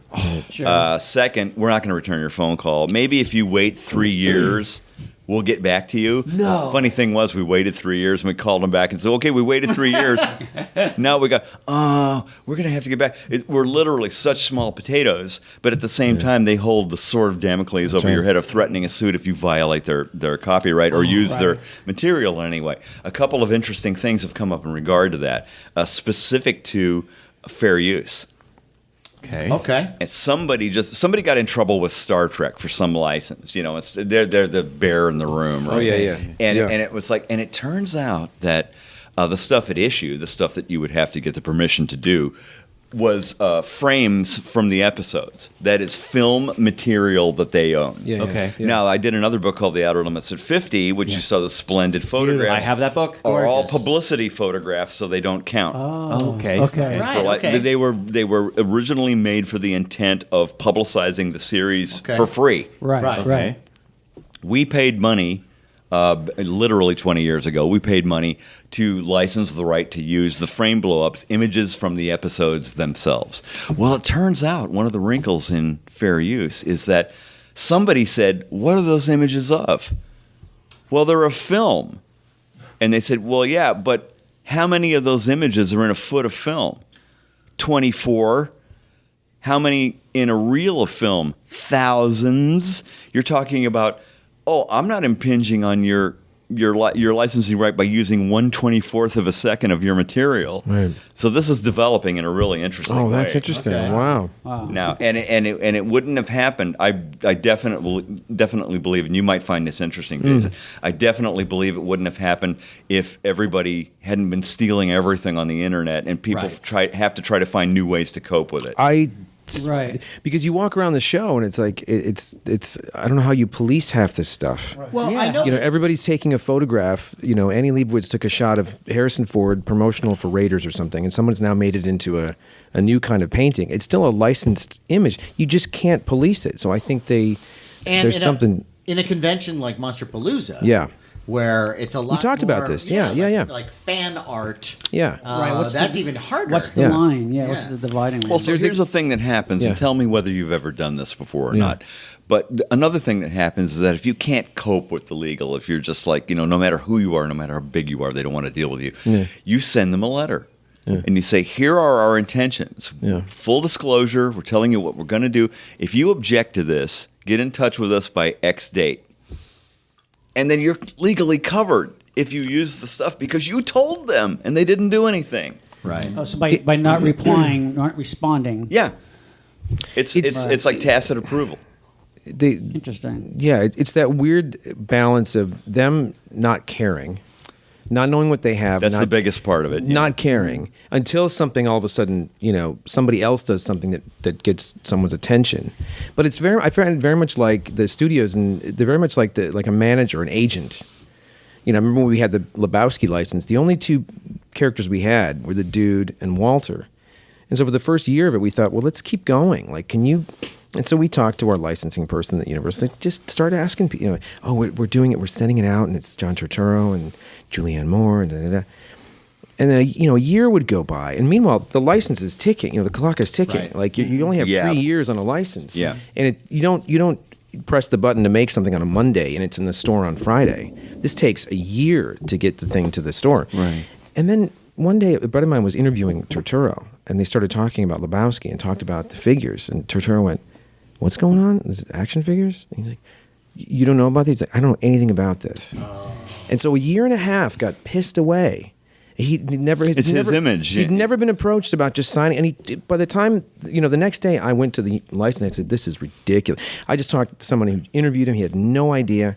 And then within a week, the thing was signed. But you lose a year and a half. So if you could cut through the bullshit and just get to the heart of what you're trying to do, or somebody that cares, it's very rare that you find people, I find, in those positions that really care about this stuff, that really know this stuff. A lot of it is just a job, kind of. Right. But you would think that that they would be a little bit better at this because it seems at cross purposes with what they're all about. I mean, for example, just licensing a book about the outer limits would then create more interest in the outer limits. Yeah. Now, so you're making a fundamental mistake, which is you're assuming it's as important to them as it is to you. You're using logic. But yeah, It's just not. sorry. It's not. And Stop what that. happens, like all over Comic-Con, I'm sure there was a lot of published material that was completely illicit. Yes. And no one will ever slam down on it because the companies that are in charge of the licensing will never even know it exists. Yeah. right, yeah. It's funny. There's a guy, and I can't think of his name, but do you remember the image that was out like a few years ago? He did an image of Han Solo and Indiana Jones split down the middle. Han's going like this. Indy's got a gun. And it's like it's very stylistic. It's amazing, and the Falcon, and then the German the flying wing is, and he would do these for Nicholson and everything, and he's doing original images, but they're images of Sigourney Weaver. One half of it is Aliens, the other half is Ghostbusters. So because they have been altered now, it's considered like a new It's an piece original of art. creative Yeah. work. It's like yeah. he's technically not, because I had a chat with him. He's technically not taking like Drew Struzan is a great example.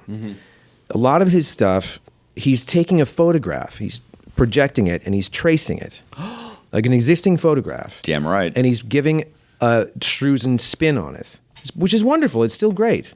But it's someone else's. It's a photograph the studio took. So when you see the cover of a book that's been, a Struzen cover of an indie thing, you go, well, that's Harrison Ford's face from Empire, and that's so and so's image from whatever, and it's whatever. And frequently it's Drew's body because he posed for it. Exactly. Really? So this guy was doing something with this split thing, and he said he had one of Alan Rickman, which was half, Die Hard with the gun, and then what's his name? Snape. Galaxy Quest? With the Snape with the wand. And then him with the thing here, and then this is the flying car, whatever. And he said, that's the only one that Warner Brothers gave me a cease and desist on. Really? But he got a cease and desist. Somehow, that image, somebody paid attention one day. But the images, they're all over the internet. Well, Harry Potter. Well, Warner Brothers, both films, Die Hard and Harry Potter, were Warner Brothers. But somebody missed Nicholson, Shining, and Batman.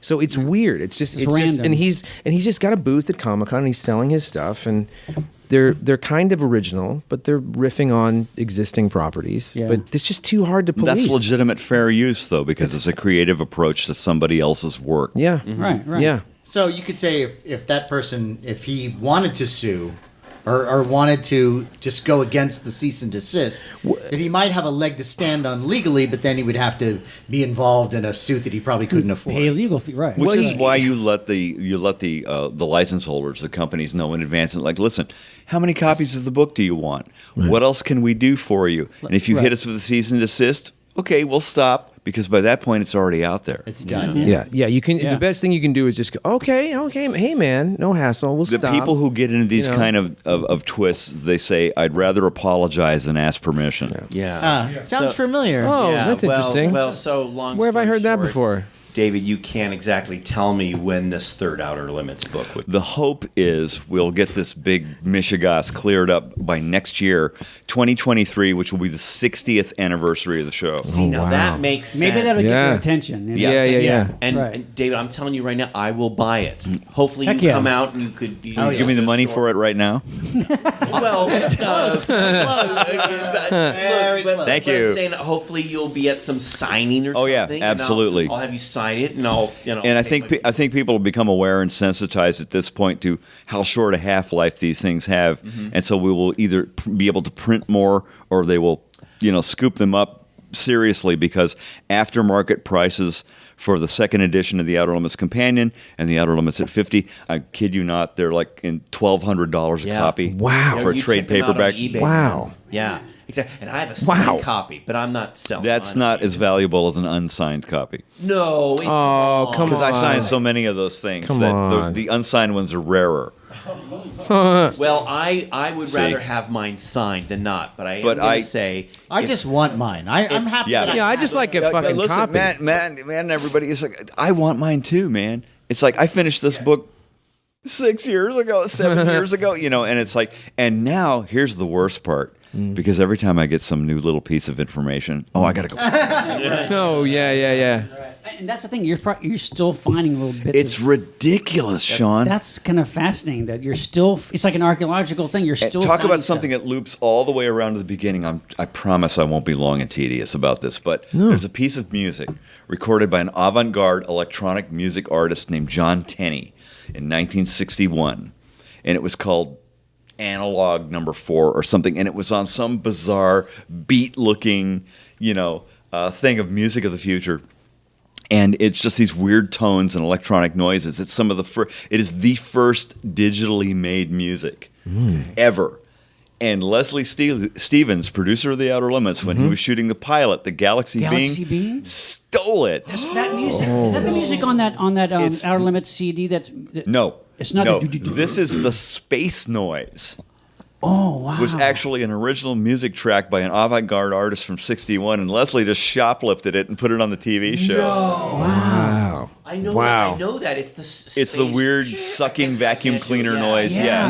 Space Noise is a great name for a band. It is a good. Yeah, Yeah. that's interesting. Well, that's like prog I don't bands, know if like you're prog. fans. I don't know if you're fans of For All Mankind or not. The series, the Ron Moore series, For All Mankind. But nobody can ever remember what that series is called. And my girl and I would call it Space People. Also We a got any good more band episodes name. of space people?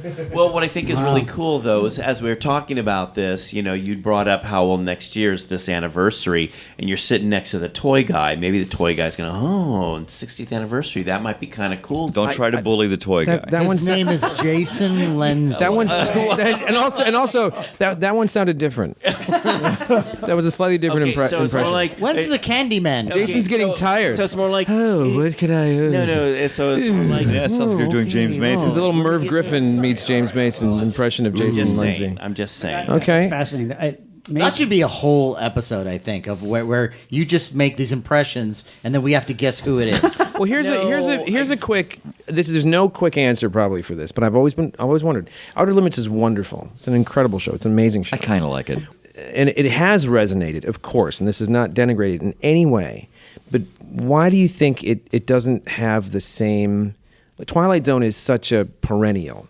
Like for everyone that knows Twilight Zone and Outer Limits, there's a lot of people that only know Twilight Zone. Yeah, Twilight Zone is a global phenomenon of its time that is unparalleled. Why do you think? Do you think it's the length of the show? Like, what is it about? It ran longer for one. Well, yeah. But you have to hunt sometimes to find people that know Outer Limits or know both true. shows.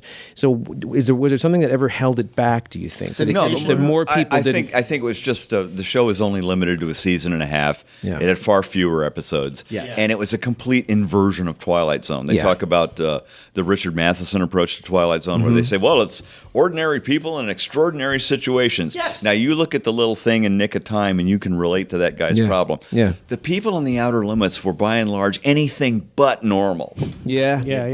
People. It's Yeah. like the characters in that show They're bigger. would read like a case file on Aberrant Psychology. Yeah, they're much You know bigger. what I mean? Yeah. And the show was about they were in remote research labs or off on another planet And or plus- in the woods somewhere, and it was about them having to cope with the ordinary world. Yeah, yeah. And Intruding plus, on- some of those episodes were genuinely surreal. I mean, like really experimental television. They were I mean, genuinely surreal because they had Conrad Hall shooting them.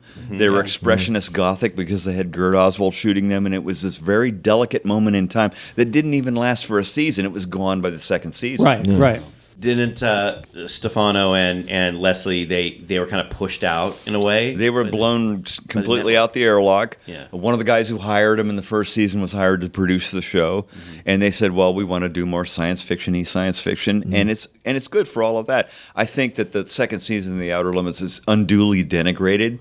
I think. agree. There's, yeah, I think that Yeah. Because it's 17 shows, and the Yeah. first season was 32, so it's really the back third Yeah. Right. of Yeah. the whole series. Yeah. And what I like to ask people is, like, if the second season had come first, would you have watched the show for the rest of the first season? Well, I mean, with the second season, you've got like Demon with the Glass Hand. Yes. And, and that's no slouch. Soldier. but The you second also, season, Doomsday. What's the Doomsday one? first season. Is that first season? Yep. Oh, what's your favorite episode? If I could ask. That's one of them. Yeah. With the one-eyed monster Turdo. Well, when you say Yes. with So everything you just said, original. House is everything like- you said about the surrealism and everything, that to me is the one that I think of, where all firing on all cylinders. All those Well, look at characters the in Twilight house. Zone. The The weirdness of Twilight it. Zone was shot when TV was still headquartered in New York City. Right. Frequently, you can now, thanks to high definition, you can frequently see how cardboard the sets were. Yeah. Well, especially in those videotaped ones. Oh, the Yeah, worst. yeah. Yeah. Though actually, that videotape's kind of forgiving to those shows. Actually. Yeah. And it's like, all of a sudden, with the shift to the West Coast, there was a very brief period of time, because if you know anything about TV in the 60s, you know how quickly they adapted, because their target was color TV. Right, So there right. was a very brief period of time where all of a sudden you had cinematographers, future cinematographers, Yeah, yeah. shooting your TV shows. Well, you had shows that started out black and white and turned to color. Yep. You know, Yeah. I Dream Yep. of Jeannie and all these shows were like Wild Wild West yeah. is a great example. Yes. Yeah. Bewitched? Superman too. Superman was filmed in color and broadcast in black and white until everybody had color TVs, and then they showed the color Wow. the color versions. But And yet it still felt black and white to me. yeah, oh yeah, yeah. Yeah. Still And does. what I became aware of was just how fragile that period was. It was the only time this ever could have happened, Yeah. and it did. And You're right. we're It's a paradigm shift that really there's not anything like similar to that. we're sitting around decades later taking notice of it just now. yeah. You know, But the cinematography in The Outer Limits is one. Even if you just watch the show for that, For just the camera work and the Just lighting. The camera work and the lighting alone, it'd be enough to recommend that show. You could watch it with the sound off. Yeah, Yeah, right. yeah. Yeah, it's a just beautiful so show. beautiful. But then the sound aspect of it. It had Dominic Frontieri's best work yeah. was on that show. You know, And it's Vic just Perrin. Oh my God. it's just all of these. It checked all these boxes Yeah. this Kind one of like time. lightning in a bottle. In a way. Well, it answers the question as to why I'm so obsessed with it and why I made the book. I started out to write a book about it, became a damn life work. yeah, I'm still writing it. I'm still writing Yeah. it. Fortunately, I've written other things as well. Yes, you have. You know, Yes, it's not a consistent. right. No, I'm not but sitting it's there in great. my little Outer Limits monk cell waiting for a call. I got a question about Demon with a glass. There was a guy at the at Comic-Con today. Saw my name on the Storm King board, and like a cartoon character, all the little lines came out of his head. You know? The guy that wrote the Outer Limits book, and he ran home and got the book and brought it back today for me to sign. That's He brought the book back. He brought the book, which is a feat in itself because that book weighs 5 pounds. It is. It's a You great. carry that around in a shoulder bag all day. You know, you're going to dislocate your shoulder. So, Wow. So Awesome. it's it's still out there. It continually fascinates me. I don't Yeah. want to oversell it. No. No, you know. It's I go great. back It's- to it all the time. Now that Pluto is playing The Outer Limits, and pretty nice quality, and I rediscover these episodes that I hadn't watched in a while. And Oh, yeah, I ones go that back- You told yeah. me that, like, actually, this is an episode like Mutant, Yep.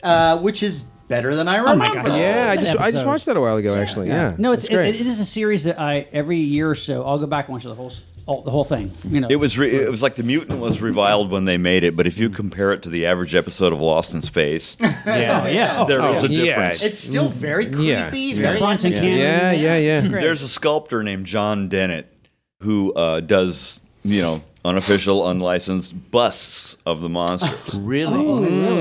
Kind of the dry run for real toy production. Well, Yeah. talk about toy Yeah. production. I mean, those 12-inch sideshow figures.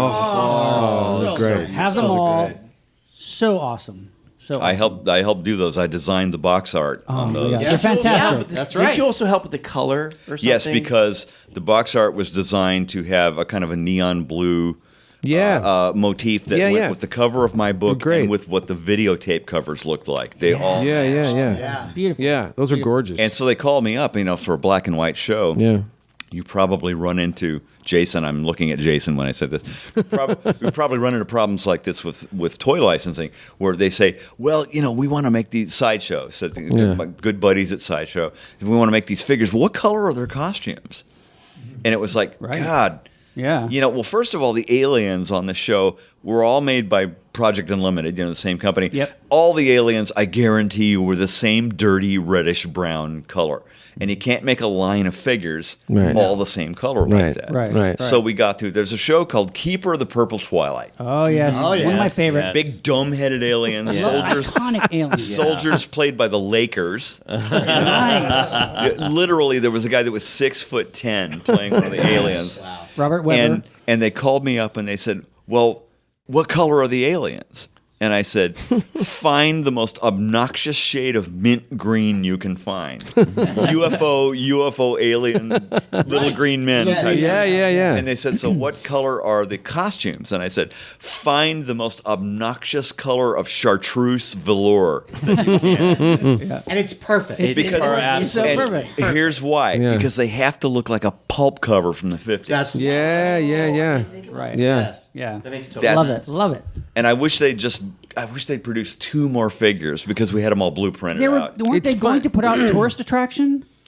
No, fish that was the creatures? Japanese company. That Did was they ever that put was it out? X. What was it X called? Plus. X I Plus. have the other one. I have The Phaeton. Yeah. Yes. But they didn't, right? They almost. They only did a prototype. Yeah. God, that would have been a great. And they figure. were going to do a galaxy being too. Oh, yeah, that would be fantastic. You're a third level Thetan, aren't you? Yeah. I am, yes. You are. That's right. That's right. I'm way up there. Are you third level? I am You're third. I'm third at level. least third level by now. That's what I Well, heard. David, I have to say, I hopefully it'll Yep, be next comes year. the but wrap I up. really look forward to that new Wrapping Outer it up. Limits book coming out. Well, if people like you, guys like you, were not continually interested in it, there'd be no reason to just sort of keep updating and doing it. So We'll keep bugging you. Yeah. that's a relief. Well, yeah. We'll send, listeners, you can send those letters out, and we can make Send maybe those make letters. this- Send maybe them letters. those Those letters emails. coming. Telegrams. Yes. Keep those cards and letters. Keep those postcards and letters What coming, else, everybody. What else can we talk about? No. So I just want to say. So This is the wrap up, by the way. This is the wrap up. Yeah. What do you do? This is the wrap. This is just speaking from experience. This is the wrap up. Busy guy, but I'm just saying. Everybody's a busy guy. You're doing the stuff for Storm King. You got some stuff coming out. You're here at this convention. We probably saw a little episode I did for Creep Show called The Finger. I saw that. Yeah. Love That's it. great. Bob became, and this is not an irrelevant self-plug, Bob, the little demon that you see in that show, that story was originally a short story of mine, but I also adapted it for one of the Storm King comics, where Bob was a little pot-bellied gargoyle. He became the mascot of Storm King's spin-off line, Storm Kids. Oh, wow. He's on all the logos. He's on our banner. He needs a spin-off show himself. But that's a cool thing because there are the horror comics that for adults, and then there's the other one for absolutely. And they just started. She just started a new line, which they're going to kill me because I can't remember there's a new line that's just going to concentrate on serial killer stories. So Now, and is that for toddlers? Yes. Okay, just curious. That's for 5 and under. Okay, good. Well, come on. It's come 5 on. victims. Very tactile. 5 victims and under. Yeah.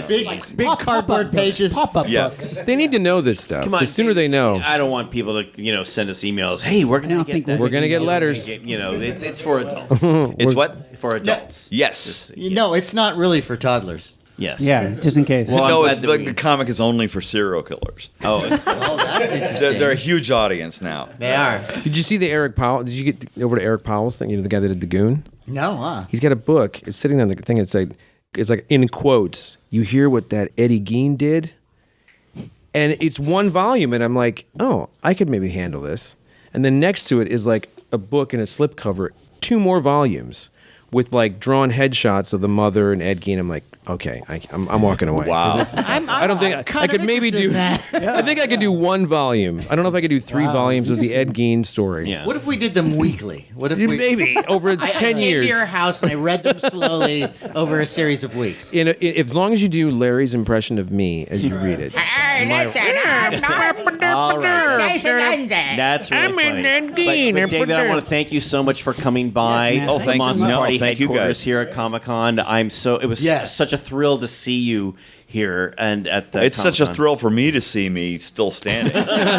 No, we are so happy Yeah, that really, you're really. on the mend, and yeah, We'll have 'Cause you we love back on the show Yep, again, too. thank you. Another show, yes. Absolutely. We're going to have to think of another topic. We will. You know, because when they bury you, what do they put on your tombstone? What's going to be on your tombstone? Not the pizza. What's going to be on your tombstone? And it's like, I go like Crow guy, Fangoria guy, Creature guy, Okay, Outer Limits guy. no, That's it. It's gonna say, "Here lies Larry, mint and box." Yeah. Yes. Mine's gonna say, I told you I was ill. Zingo. mine's just gonna be fuck. Well, David, thank you so much for being with us man. tonight, Grazie. and Jason, thank you, sir. For Oh, coming are we by. done? Are we wrapping up? Well, I know. Okay, I got it. I'll get my coat. I No, just we, wanna- we already called the valet. Your Yeah, car shit. is- your car is ready. I've been honking for an hour. But, I think the ambulance is for outside. but for listeners out there, let's put our hands together for Jason Lindsay, David Scott. Thank you, guys.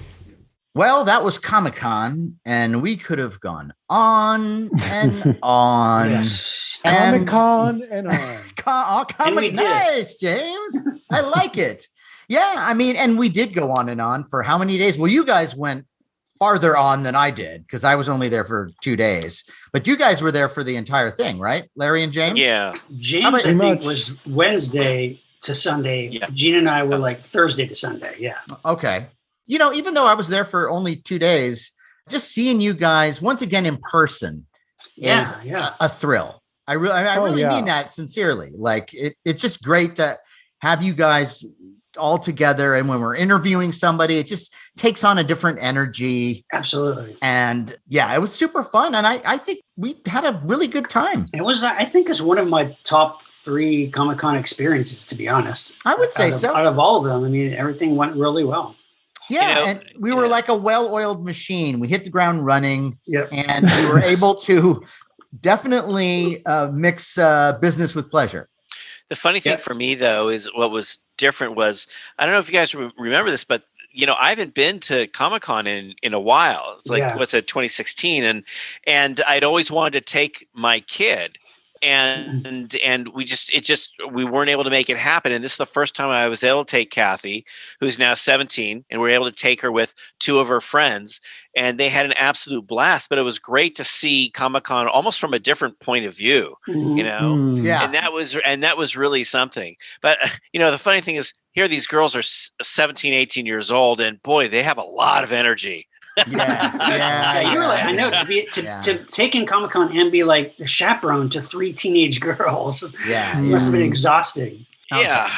It was really fun. It was really cool, but it was exhausting, Sean. It really was. We used to have energy. Remember that? Yeah, remember that? Yes. Yeah. No. Remember when you can like walk 10 feet and not be sore? Yeah. I'm not going to go Vaguely. that far, but I will say this. James can attest to this. That jacuzzi felt so good at the end of the night. Yeah. It's like, I know. You don't like hot. Yeah, you and James in the jacuzzi. Nerd soup. Yeah. So obviously now we're back at our homes. We're doing this through Zoom.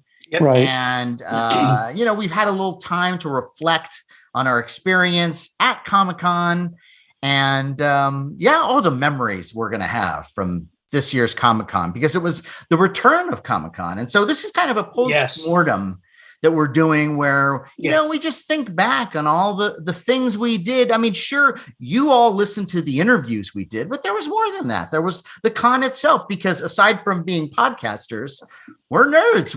We've been doing this forever. This was the birth of Monster Party. Yes. We're voracious pop culture consumers. Yeah. So that's what, I think we should all just share maybe some things that we saw or experiences and so forth. So, one thing I can say is just being there, just walking the halls. Yes, we went to the special edition, and that was fun, but this was the official convention, and to see that many people who are not scared of COVID. Well, they're wearing masks, of course, but when I say, wait a minute, but when I say not being scared, what I mean is that everybody was wearing their masks. Comic-Con did a very good job of checking everyone's vaccination status. And I think they were as careful as anyone could be. Yeah. But, you never know. And it was just nice to see people just braving all of that so they could be together with other like-minded nerds and experience this thing that they hadn't experienced in years, really. Yeah, absolutely.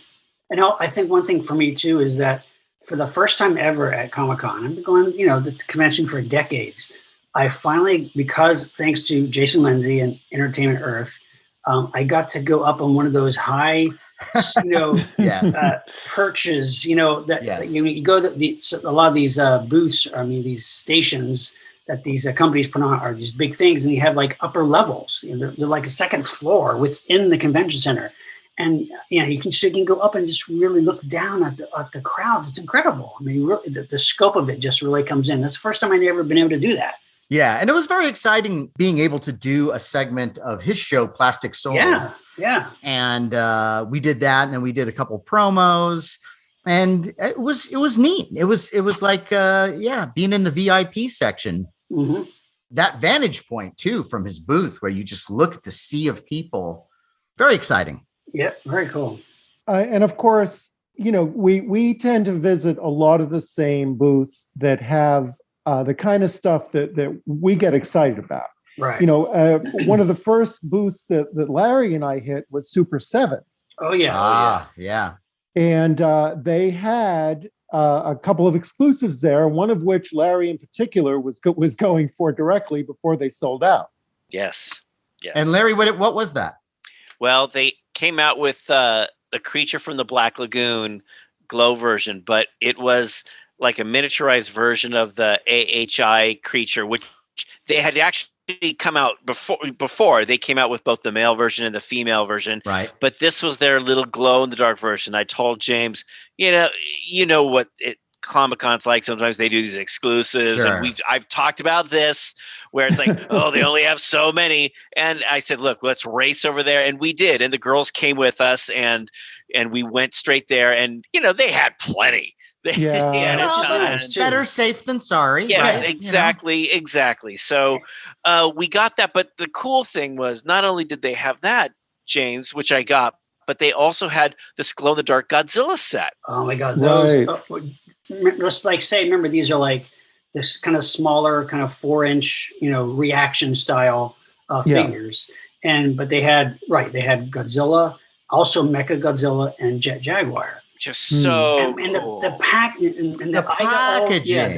And that's the case where Larry, I left them in the package because they're I think beautiful. you have The to. packaging are beautiful and they glow really well. It's like I have them in my Yes, room, just we're looking displayed. at them in the background. Just like right next to my Sean's desk room. against Yeah, the wall. The They look packaging, very the nice.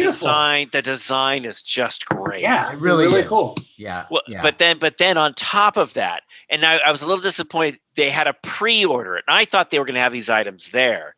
And what I'm talking about is they actually did their homage to the 1979 Mattel Shogun Godzilla. Right. They actually had a 7-inch version, both in its standard green and in glow in the dark version, and I flipped out. And of course, and I said, "Oh, okay, I got to get my creatures, but I got to get these." And they go, "Oh, that's only a pre-order." And I go, "What do you mean? What do you mean a pre-order? You mean like I order it now, but tomorrow is it?" He goes, "No. The pre-order, it's open for roughly a month and a half." So what they're doing, and it's actually kind of smart. They're doing a pre-order. They're opening up the order thing for about a month and a half, see how many they get, and then they're going to make that many or maybe a few more of what's been ordered. So That's I good. think that's smart. It's a great idea. But Well, yes, because like it's been tradition of Comic-Cons where the frustration of like seeing all these incredible figures and toys coming out and they're displayed in these booths, but then everybody, oh no, it's not. It'll be available next year.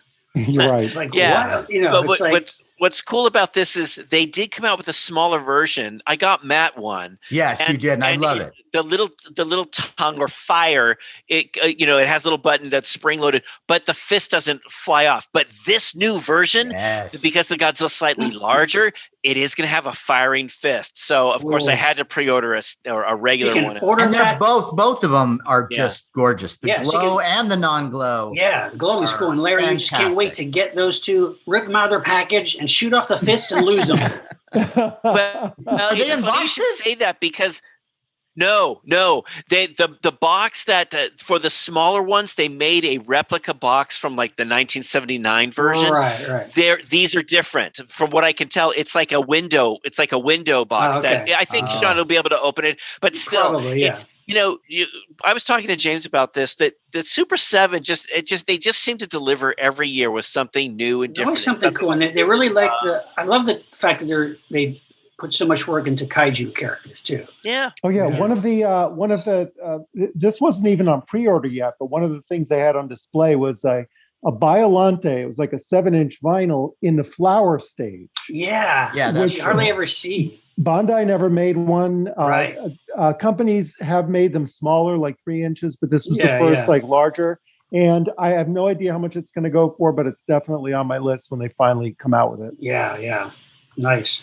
Well, one of the things I saw there that I was hip to by James, which I was really excited about, and James, you got there before me, so you were able to pick up one of these for me.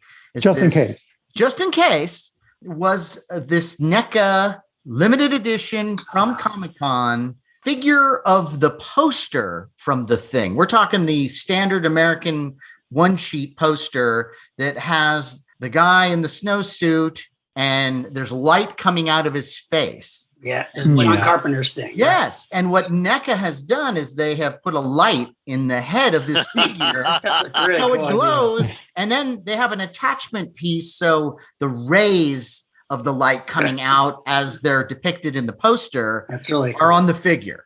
How clever. Like And that LED. is such a clever. There's only one thing that I wish they would have done is I wish they would have made a base. that Oh yeah, had like a little some snow sort of base. base that had the logo.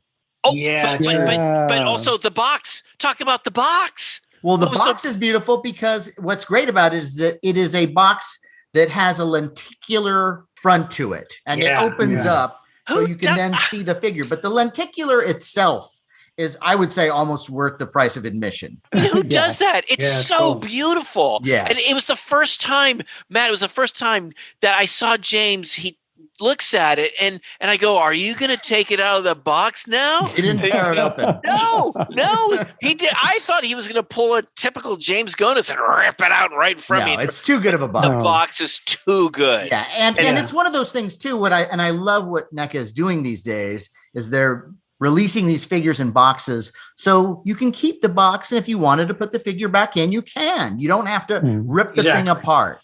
And the box art is gorgeous, like the Universal Monsters. And, all of that. Yeah.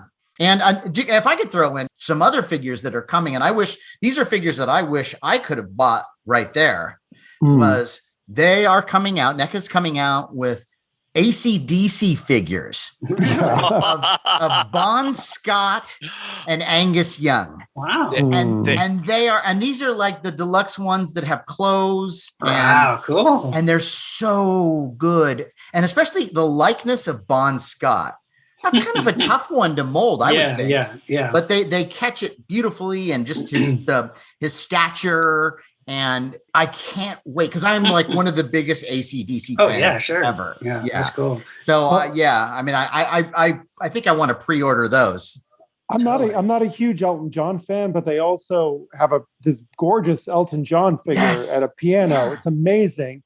Wow. And talking about the Universal Monsters, they were showcasing these, not only the monster figures, but accessory sets that come with them. And the Dracula one in particular, it even has a little armadillo. Right. They made it all the way from Arizona. So cool. But people might forget about that, James. Can you remind people about that?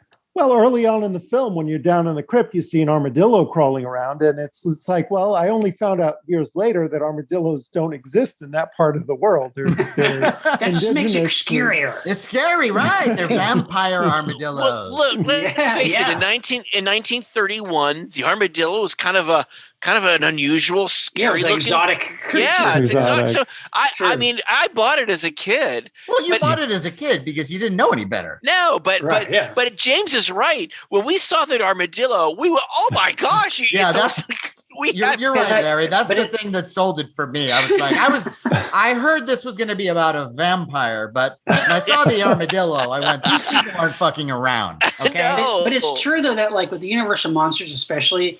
There's been so many figures put out of those characters. So now that see companies making these sets and accessories, like they're really detailed, that's cool, because that's a great extra selling point for the stuff. Although even as we were talking amongst ourselves in San Diego, it's a little tricky because all of us, I think, have the Sideshow like 7-8 inch beautiful figures. Still some of my favorite figures ever. Me too. About 99. So now we're gonna go ahead and shell out, for more or less the same scale, even though it's beautiful and articulated and the box is gorgeous. But still, how many times do you have to buy Meet the Beatles? Well, I'm gonna see if I can maybe somehow meld the Sideshow figures with those play sets. I think I can pull it off. Also, my wife made out really well buying a lot of stuff. She got she got a great Doctor Strange figure, great from the MCU, great likeness of Benedict Cumberbatch. And she got some Princess Bride figures, because I had already gotten her some of the main figures like the Dread Pirate Roberts and Princess Buttercup and Inigo Montoya, but she got the Andre the Giant and Wallace Shawn figures that were there, which is awesome. And it's funny, Sean, I was at the booth where they were selling those, and the first day they had all these figures, and the second day I noticed that someone had bought one of the Wallace Shawns. I'm like, someone bought a Wallace Shawn. And then we get to your hotel room, it's like, you bought the Wallace Shawn. Gina did, yes, correct. I thought you were going to say that Wallace Shawn bought the Wallace Shawn. He probably would have bought it, but she got it before he did. But Larry, of the I don't know what the toy company was. The toy company that put out the Dune action figures from the David Lynch film. Was it LJN. LJN. It right. is LJN. Yes. Kind of like about 6 or 7 inch figures, and they were pretty cool. They also actually, did the Thundercats too, didn't they? Okay, yeah, I think so. But yeah, you're talking about the original. Yeah. And we found one of the few dealers really at the con that has truly vintage stuff. Right.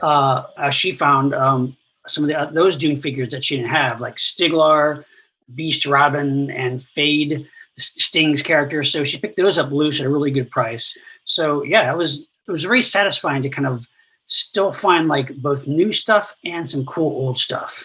And if you like those Dune figures, they are worth quite a bit these days, especially if they have, if they're in the package, but even if they're out of the package and they have most, if not all of their accessories. Yeah, some of the accessories, not all of them, but still. I have a set that has most of them, but so it's cool. If you can't afford that and you want these figures, Super 7 is releasing their whole line, and they look exactly like those figures, just at a smaller scale. Right. Yeah, so it's pretty cool. Yeah, I was very excited about a lot of the stuff that I saw. But I have to say that Thing figure just knocked me out. And they showcased the next NECA figure from the Thing, which is going to be the dog morphing. So good. Yeah. So good. Hopefully they'll do some of the crew, the human characters, because Wilford Brimley. I mean, I'd shell out $40 for Wilford Brimley. Hey, I'll take Windows. Yeah. Right. Totally. I would, God, and what would be really nice is I would love for them to somehow, even if it was pricey, to do a play set with the saucer under the ice. Yeah. Wouldn't that be cool? And a little area where like the thing is frozen. Yeah. That would be nice. Very cool. It was also great to see the artist Shag there. Yes, that's right. And of course, Lara, I know you bought that print, the Godzilla print, but just he's always so cool. And of course, just his booth is just filled with all his artwork, and it's just so awesome. And he's so cool. And, great guy. Great guy. Amazing talent. Yeah.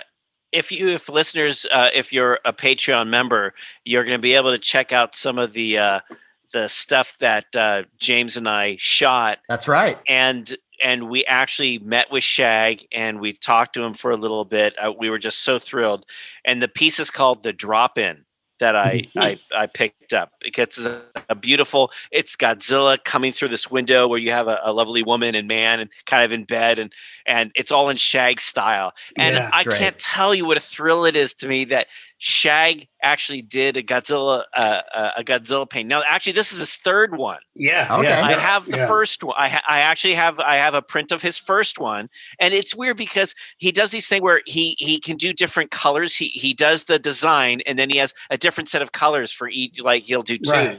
Right. And it's just so gorgeous. I love his style. It's funny because the drop-in print also it just kind of reminds me of the Godzilla Hotel.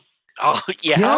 Because there's the one room, I guess, in the hotel with the hand coming through, and like you have Godzilla's head on the top. It just reminds me of that because it's like the big head coming through the window. Yeah, it's about the same size. But he also did this beautiful one called a Batcave Breach, which is it's so cool and big. Yeah. And if you're a big Batman fan or Superman fan, the 60s TV show Batman. Yeah.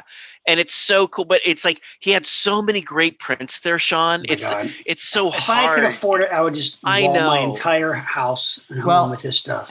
As much as I love Shag and I admire his work, if I had some unlimited funds, there's a booth there that has original paintings of pulp novel artwork that are so lurid and beautiful. And it's always some sort of thing of somebody getting murdered or, and then there are really unique, weird paintings of like the cover of Men's Adventure, where you've got scantily clad women being harassed by leather-clad Nazi women, and then the American GIs are coming through the window. So it's like a whole movie in one painting. One image. And they're so great. And a lot of times even they'll include the novel, the original novel. Oh, wow. Right. And I just love that because talk about a conversation piece. Yeah. But you know, you got to pay some money for it. I mean, because they really are pieces of history. Yes, and then comic book pages too. Yeah. I would love to get a Just really nice like Jack Kirby monster cover. Man. Those are the sections that I look at as like museum sections because I can never afford any of that, but it is definitely worth stopping and looking at them and really taking that stuff in. You know, dreaming. Matt, ever since I started to go to Comic-Con over, 25, 30 years ago, you know, I would always stop at those places and I'd take a good solid, hour or so to go through all those original pieces of artwork because it's true that you know, sometimes Matt, sometimes you could find something that, I know $1,000 sounds like a lot of money, but for an original piece of painting or a sketch artist done in the 50s or something, I mean, that's totally worth it. But you know how you say that there'll be a big item and that what you'll do is you'll save up for that big item, right? Yeah. I think that's what I would want to do when it comes to a piece like that, because I would love to get the choice piece. And over the years, I know what I'm looking for. You know what I mean? It's like, I want the cheesecake. I want a little violence. It has to have that lurid quality to it. I want a film noir aspect to it. Like over the top, kind of hyper just real. over the top. And what's great is too, if you displayed it, it would be displayed. Most of these things just look like a painting. Right. And so I could see somebody coming in my home and going, what the hell's that? Because Matt, on that cover, on that painting, it has to tell a story. Exactly. That's what's so great about that. When someone looks at that painting, you go, there's a lot going on in here. Yeah. I mean, that's, if you think about these pulp people had to paint something to make you want to pick up the book and pay 25, 35 cents or whatever it was. Yeah. Just think back then, they probably got paid hardly anything to do that. Oh, I'm sure nothing. Yeah. I mean, it's so crazy. But the other thing too, Sean, and also they had to crank these out. I mean, these artists, look, there is no computer technology. This is, you're using a paintbrush and oils and, I mean, and you had to paint fast. And it's amazing what some of these pulp artists have been able to do. How much did Basil Gogos get? You know this, don't you guys? Right? No, because was it? I'm trying to remember if it was like $100 for a cover of Famous Monsters or something at the time, Right. But see, sometimes I think sometimes also that Famous Monsters wouldn't actually own it. They would get to use it. True, yeah. They get to use the painting to put on the cover. That was the cheaper way to go, to actually hire him to do it. But that's how they started out doing it. Right. But of course, anything that Basil Gogos did, Matt, those are over like $30,000. And just not so long ago, I went to, that was the Heritage auction where they had 3 original Basil Gogos. And they actually had the one that I remember seeing for the first time on my first Famous Monsters magazine. And it sold for over $65,000. Wow. What was the image? It's Boris Karloff as the Ghoul, issue number 110. Oh, that's great. Beautiful, I know. painting. Beautiful painting. Yes. Wow. Yeah. That's cool. So I mean, that's the joy of Comic-Con. There's so many, just seeing the things that you just see. Like I think James, I think you had seen this too. The Dawn of the Dead ugly Christmas sweater. It's like that. It's like that bald head, but as a sweater. There's also some great cosplay. One that really stuck out. There was a guy dressed in a screen perfect Tron outfit, like the original Tron. See that. It looked great. He had the the information disc on his back and the helmet, but the way he made it, it looked just like in the film. It's great. I saw a perfect Optimus Prime. Oh, really? Oh my gosh! Yeah. Would you guys say? I mean, I thought because of the mask mandate, I thought maybe it was going to bring. There won't be many people dressing up in costumes, but that was not the case. I think people actually used the mask as part of the costume. Yeah, really clever. And so maybe there might have been a fewer, but there were still so many people dressed up in costume, and that was really nice. I was very happy about that, including James. Who? Yes, that's right. He pulled out his Michael Myers Captain Kirk thing. That's right. Yeah, the rules of masks and costumes on the website did say that even if you wear if you wear a face mask over the head, you still have to show that your mask is over that. It's like, well, that's ridiculous. How do they At least that, though. Yeah. Yeah. So on the very last day, I thought, okay, I don't know if they're going to check or not, but let me try it. So I tried, and then it was fun. I miss doing that. It was a lot of fun. Since I was there at the moment, guys. I want to report. As soon as James put that mask on, within 30 seconds, I swear to God, in 30 seconds, this guy came up, oh, that's a great outfit. He asked to take a picture. I went, oh my gosh. And it was just nonstop. It's like James and I were walking around. He was like, it's kind of perfect. It's a perfect mashup costume. It really is. Well, the funny thing for me is that there were a couple of people. One guy did like a Squid Game cosplay, but he had like a little tabletop thing that he was carrying around his neck, like a little game, a portable game. And I thought that was cool. And he asked to take a picture with me. And there was a guy dressed up as a minion walking around, and he asked to take a picture with me. I was like, well, this is cool. It's flattering. But the other thing about cosplay at Comic-Con and pretty much any other convention, as much as I love the perfect screen accurate costumes, I really do enjoy the kid who got some cardboard and tried to, and I love it when they go like, they really swing for the fence, like getting a character. Thanos, made entirely of cardboard.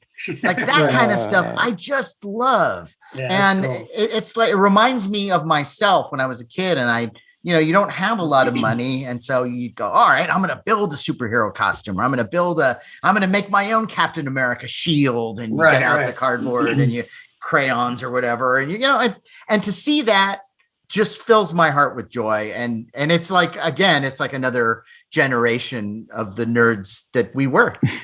Yeah, true. Well, going back to stuff we can't afford, I know that we always go through the sideshow booth every year. And, they've got these incredible 12-inch articulated figures. And talk about like a museum kind of thing. I mean... And they do maquettes too, but the things that I would be more interested in are the articulated figures. And the far and away the greatest one this year was they did a Jerry Lewis Nutty Professor with the whole lab. My favorite. Yeah. It's gorgeous, amazing. I think the lab accessories pushed it over the edge of being really unaffordable. Agreed. Yeah. They also did a really beautiful Fonzie with a jukebox for those who are into the Fonz. And motorcycle too, right? And a motorcycle. So two different variations. Paul Newman from The Sting with like a pool cue. Wow. Stunning. Presumably they'll do Redford next year. Right. The dude from Lebowski, that amazing one of those. And I guess now they've got the Clint Eastwood license. So they did a Dirty Harry and The Good, from The Good, the Bad, and the Ugly, which I might actually have to. Fortunately, it's not outrageously expensive. I might have to. I'm curious. Okay, so like for The Good, the Bad, and the Ugly, James, like, so how much are those figures going for? Well, that one is in the 300s. Is it for the set or each? Well, they're only doing Clint Eastwood. There's a company called Redmond Toys that did, I think, unlicensed figures of The Good, the Bad, and the Ugly, but the Eastwood Redmond figure doesn't look as much like him. However, the Bad and the Ugly, they nailed them. So I actually found those on eBay at a discount. Oh, great idea. But I passed up on the Clint because I knew that Sideshow was going to be putting it out. So now I'm already sort of committed to shelling out the bucks for that one. But so then someone needs to put out an unlicensed Stella Stevens figure. I was going to say, absolutely, yes, yeah, totally.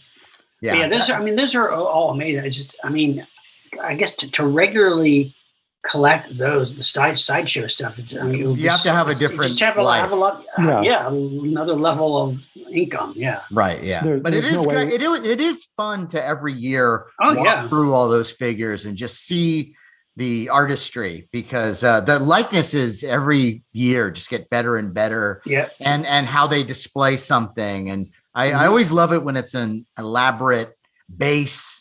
Yeah, or there's somebody on a throne, or I love that stuff. I really do.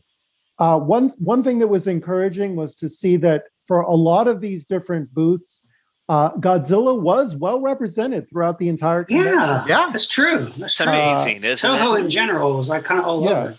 You had Mondo, you had Mezco, that had a really cool Godzilla and Hedorah diorama, and the Mothra twins in a scale like box with Mothra floating over them. Very cool. That was gorgeous. So it's nice to see Godzilla like all over the place at the con.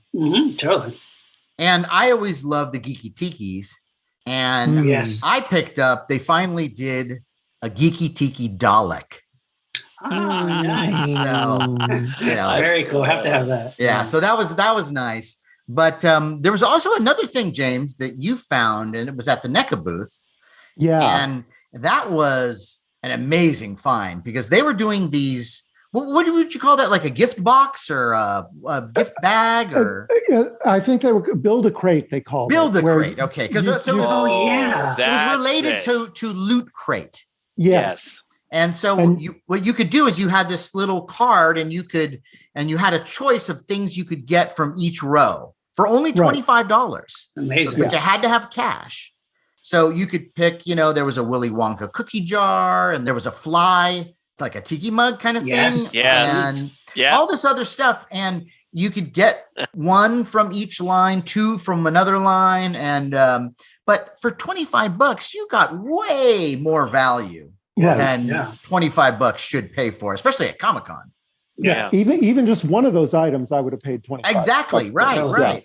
And you did the right thing. I wish I would have done what you did, is bought a couple of them and, stocked up on gifts and things like that. But you did give me a very lovely mug, and that's right there with my tiki. James gave Gene and I the Willy Wonka cookie jar, which is beautiful. And then we went back. We went back and got it. And the cookie jar is wonderful because it's half of Willy Wonka's head. Just like in his office. Yeah. It's gorgeous. I hope they do that again next year. I was very excited about that. Yeah. I remember back when $25 seemed to be kind of a lot of money. Now it's like, $25, that's nothing. Right. Well, because we're doing so well. We're riding so high. Also, another thing was at the Entertainment Earth booth with the Twilight Zone figures. They are now back. They're out. And it's great because now it's like there were some figures that I missed at that last round. So now this is a new batch. And so I'm able to pick some of those up. Very excited about that. Biff Bang Pow, once again, they do a great job. Hats off to Jason Lindsay. Yes. And again, you got to watch his YouTube show through Entertainment Earth, which is called Plastic Soul. Plastic Soul. And he interviewed a bunch of people. He did, I mean, it wasn't just. I mean, I thought the highlight was us, but he did. I'm sure the highlight of his weekend was Matthew Modine. Matthew Modine. Nice. Sam Jones, Flash Gordon. Hello. No, he's a really good interviewer too. Like he really keeps it moving. He knows his stuff. He's just sharp. And that was a joy to watch him work. And how fun was it to have Casper Van Dien and Jennifer Wenger come by? Well, amazing. They were so cool. They could not have been cooler. Absolutely friendlier. You could say it's Casper, the friendly guest. James, Juicy scores. Oh man. The one question that I wish I had time to ask. Here we go. Casper, a lot of talent on these press junkets, they get a per diem. Do you get a per diem? I'm sure he would have loved that. Yeah. I bet he's never heard a per diem joke. Yeah, never had one. I don't think that's as good as the other one. But. It's maybe it was wise that you, in your head, you realize, hey, I'm going to say this. This is a mistake. No, actually, my mouth was about open to ask it, and then we're like, okay, we got to wrap it up. Like, damn. And then Larry said, well, we could go on and on. But they were wonderful. And, that was another one of those Monster Party pinch yourself moments where there are these times where we have a guest and we're doing this interview and we're laughing And it's like you step outside your body for a second. You go, I can't believe that this is happening. I can't believe this guy is sitting across from me and we're having a great time. Talking about action figures. Casper Van Dien collects stuff. And again, they were just, and Jennifer Wenger, just both of them were just so sweet. And he even busted out a Who Would Win reference. Yes, he did. Yeah. And like, guys, hey, this just goes to show you guys, look, the publicist said, 20 minutes, 25, that's it. And Casper and Jennifer, they were having such a great time with us. We knew our stuff and they were like us. They're collectors too. Yeah, exactly. And it went on like double the amount of time. And they had an absolute blast. Yeah. And not to toot our own horns, but they did say afterwards that we were their favorite interview. Yeah. They had a lot of interviews and junkets going on all weekend. That is really true. Yeah. And then, of course, aside from the convention proper, of course, we went back to Sean's room where we had everything set up. We did some shows that you heard. My wife and I's hotel room. Some interviews. But then we also partied. We did what we normally do. We had cocktails. Downtown San Diego. We laughed. And it was just nice so much so that we even got a little complaint about the noise. That's true. At the very end. But it was perfect timing because at the very end, it was like, we're going to wrap it up in a second. And it's possible it's possible you may hear a tiny clip of that. Just got to show you, man. I don't know. Maybe if you hang around after the end music, it's possible that something like that might. Never know. Yeah. Although, come to think of it, that's a first, right? For all the years we've ever partied at the room at Comic-Con. That's about as close. We got a noise complaint. That's about as close to rock and roll as we're going to get. We're ever going to go. Yes. Excuse me, you guys are going to have to keep it down. Okay, sorry. We're sorry. Right. But for that weekend, for those days that we were there at Comic-Con, the world felt normal again. Yeah. It was a little brief respite from the insanity that we're all experiencing. Yes, our kind of normal. Yes. Which is the best kind, Yeah. Time for a listener shout out. Shout out. Comic-Con shout out. Comic shout out. This goes out to all the listeners who ran to our eBay store to buy our new merch that's up on eBay. Oh, cool. That new merch. Who were excited about our new t-shirts and shot glasses, and the caps are back. And I want to shout out to Michael Bassignani from Petaluma, California. Woo-hoo. Nice. Michael. Ronald Petty from Madison, Ohio. Yeah. Right. Ronald. Bob Farmer from Commercial Point, Ohio. Bob, thank you. Angela McNichols from Chicago, Illinois. Angela. Doug Busek from Torrance, California. All right. Thanks, buddy. And last but not least, Brandon Meyer from Onalaska, Wisconsin. Brandon, thank you. Want to thank all these listeners for their support and for sporting the Monster Party merch. We really appreciate it. Absolutely. We really hope you enjoy it. Absolutely. And if it's all right, if I have James's permission, I would like to give out a couple shout outs. Am I cool? Please. All right. The last time I did a shout out for the hilarious Darcy Drollinger film Shit and Champagne. Yes. I failed to mention that a dear friend of the show and one of the hosts of the Velvet Screen podcast, Sailor Galaviz, was the production coordinator on the film. Oh. Yeah. Now, we love Sailor, and for this oversight, you have my heartfelt apologies. I try not to let down my friends, but as my fellow hosts will attest, sometimes it happens. Oh, I've got a list. See? Anyway, once again, see Shit and Champagne because it's super fun. It's got a terrific cast, nonstop gags, and it literally brightened my shitty year. Oh. I also want to give a shout out to loyal Monster Party listener, Brian Jennings. Brian! Yay! For letting us play a part in the recording of a new song for his band, The Frenzy of Tongs. The song is called We'll Have a Monster Party. So appropriate. And we sing along with the guys during the chorus. Nice. Now, That's right. When I asked Brian for some pertinent info about the band, he replied, Our website is thefots.com, which is THEFOTS.com. He says our Tongs HQ is Providence, Rhode Island. He said, as for pertinent info, we are pretty impertinent. He goes on to say, we're just a bunch of punk rock stalwarts having fun playing music we think is fun, mostly about things we think are fun, like monsters, ninjas, pro wrestling, and Chinese food. A man after my own heart.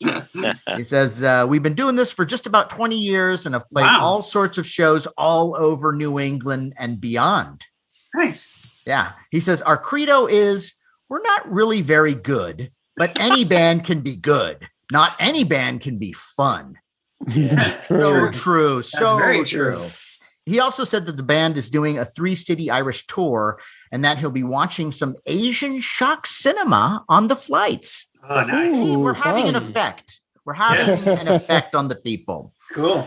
So if you want to hear, we'll have a monster party and other great songs by the Frenzy of Tongs. You can find them on Spotify. Do yourself a favor because these guys fucking rock. Wow. I'm so thrilled about this because we've been obviously a podcast. We've had videos on YouTube, but this is our very first foray into a backup record, singing, a song. Yeah. In punk rock. Right. Yes, yeah. We're just multimedia now, man. Who would have thought Larry Stroth? The guy who does the big bug rap will start doing punk. And let me tell you guys, I could do more. Come on, I could do punk. Now, punk. I can do punk. Just a little disclosure. We were not in studio, unfortunately, with the Tongs for this. We did it remotely. No. We did it remotely, but we had a lot of fun doing it. And you can hear us in the chorus toward the end of the song. And yes, you can. So awesome. Yes. And this is their private video that we gave them, but our recording session was almost like an episode of Monster. It had the same arguing and the same, Yeah. Maybe we should put that up on Patreon. I don't know. Yeah, we'd have to check with Brian. It's his gift, but it was a lot of fun. It's great. And now we just get to sit back and watch the royalties come in, man. Right. I just want a T-shirt. I want a Frenzy of Tongs T-shirt. Oh yeah. But anyway, really nice work, Brian Jennings. Yes. And as I mentioned before, we have new merch on our eBay store, which is called Monster Party Store. We've got new T-shirts that were commissioned for Monsterpalooza. That's right. Last Monsterpalooza, they're amazing green and black T-shirts with the classic kaiju design as created for us by Derek Robertson. That's right.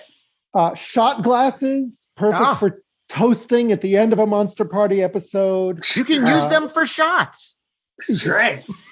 Who to thunk it? Right. Sometimes the answer is right in front of you. The Monster Party cap is back. I'm happy to announce. Better than ever. Yeah. Many, many, many stitches.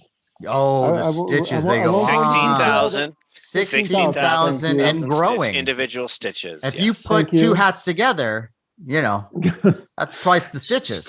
You do the math. And they were stitched by little elf slaves in the factory. No, there were no.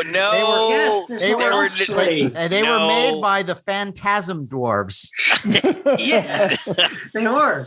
No, they were not. Thanks for the disclaimer, Larry. A lot of people out there were going to think that they were made by the people coming. elves and Phantasm. I don't want people. Dwarves. I don't want to lie to our dear listeners. Okay, well, I'm not going to go down this road again and explain the idea of making a joke. Okay, so and we now have product. So there's a lot to choose from, and we still have the masks too, the PPE masks. Yep. Yes, indeed. And if you are a Patreon member, we will throw in with your order fun goodies courtesy of Jason Lenzi and Biff Bang Pow Toys and creature creator extraordinaire Ted Haynes. That's right. Yeah, and you might get some other things too. You never know what we're going to throw in there. But whatever you're going to get, it's going to be good and it's going to make your day. It might make your week. I don't know about the year, but I'll go with the week. Wow. Well, with all this Comic-Con excitement, Matt, I think my memory must be fogged because I cannot remember for the life of me what this Patreon stuff is all about. Can you explain it to me, please? You know what? I'm going to take you by the hand and walk you down Patreon lane. Oh. Patreon is this platform that if you join it, you will have access to bonus material provided by Monster Party. Now, we're talking about Patreon-only audio episodes. Only Patreon. Only. You can only get it if you're a Can't Patreon find it anywhere member. else. Nowhere else. And we also have shows like Monster Party Masterpieces and Larry's Toy Time, where you get to see his wonderful collection. And we've been rolling out for the past several months now, these videos of our famous trip to Japan, which James has been doing such a wonderful job with them. And they really are like the salve to all that makes me depressed these days. Such a joy. Yeah. Such a joy to watch. It's like being there. It's like living it all again. So, kudos, James. Oh, it's been so much fun rediscovering this footage I didn't even remember shooting. I know there's a lot of stuff in there that I was like, oh, wow, I totally forgot about that. Yeah. So anyway, you will get to see all this stuff, but you only get to see it if you join Patreon. Well, it sounds fantastic, but Matt, I just spend all my money on the Neca Build-A-Crate. So this sounds unaffordable to the average consumer. Well, I would say that if you went into the car that you drove to Comic-Con and you maybe, I don't know, fished around in the seats and in the ashtray and, under the mats, you'd probably come up with about, I don't know, $5. That's how much it costs. What? That's how much it costs. $5? That's you can't get an illegal bootleg Comic-Con badge for that price. No. You can't get a fake Comic-Con ID for $5. No, you can't. You can't get a Stella Stevens paper doll for that. That's right. Well, that's a deal. That's a deal right there. It's $5. So yeah, that's you amazing. just pay that $5, and the process of joining is easy. All you got to do is you go to patreon.com, you go to Monster Party, you click join, you follow the instructions, and you're in. You're one of us. That's right. You're one of us. And hey, let's remind our listeners that we are hip, we are with it, and we are on the social media that all the kids are talking about. We're so hip. 23 Skidoo.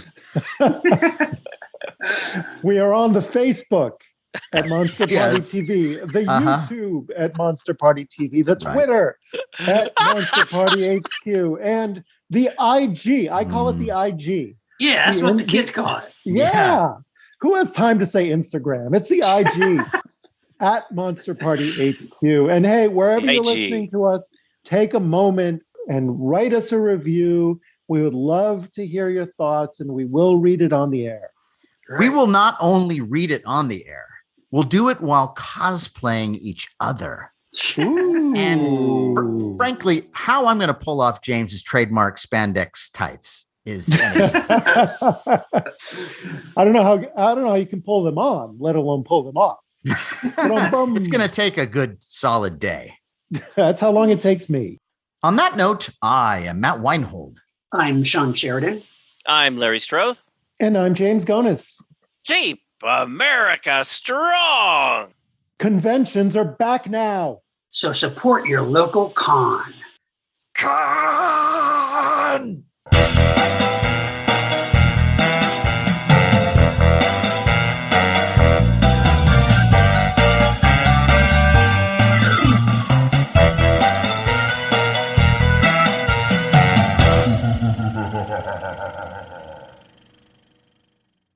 Isn't Mark great? Isn't he awesome? I love him. I think he's one of us. Yeah, totally. He really seems just like everything about monsters. And Christina, man. He's one of those people. Is anyone going to do the knock? Oh well. I just want. Well, I was gonna get to. I just want to get to Vampire Christina really quick. Can we? Let's do that again. Ready? So you actually wanted? I thought we were doing. Okay. We're gonna do it. Ready? Again. Here we go. Starts two. again. Here we go. And Greetings, everyone. And welcome to a very special Comic Conga Line edition of Monster Party. Monster Party! I'm dropping things, man! Crazy! I'm having such a good time! Oh my god. Should we do it again? Why? Because we had the noise. There's a gong. There's a gong. Gong. Not a gong. Don't worry about it. Okay, here we go. We just had a gong. Oh. See? That's the police telling us to quit.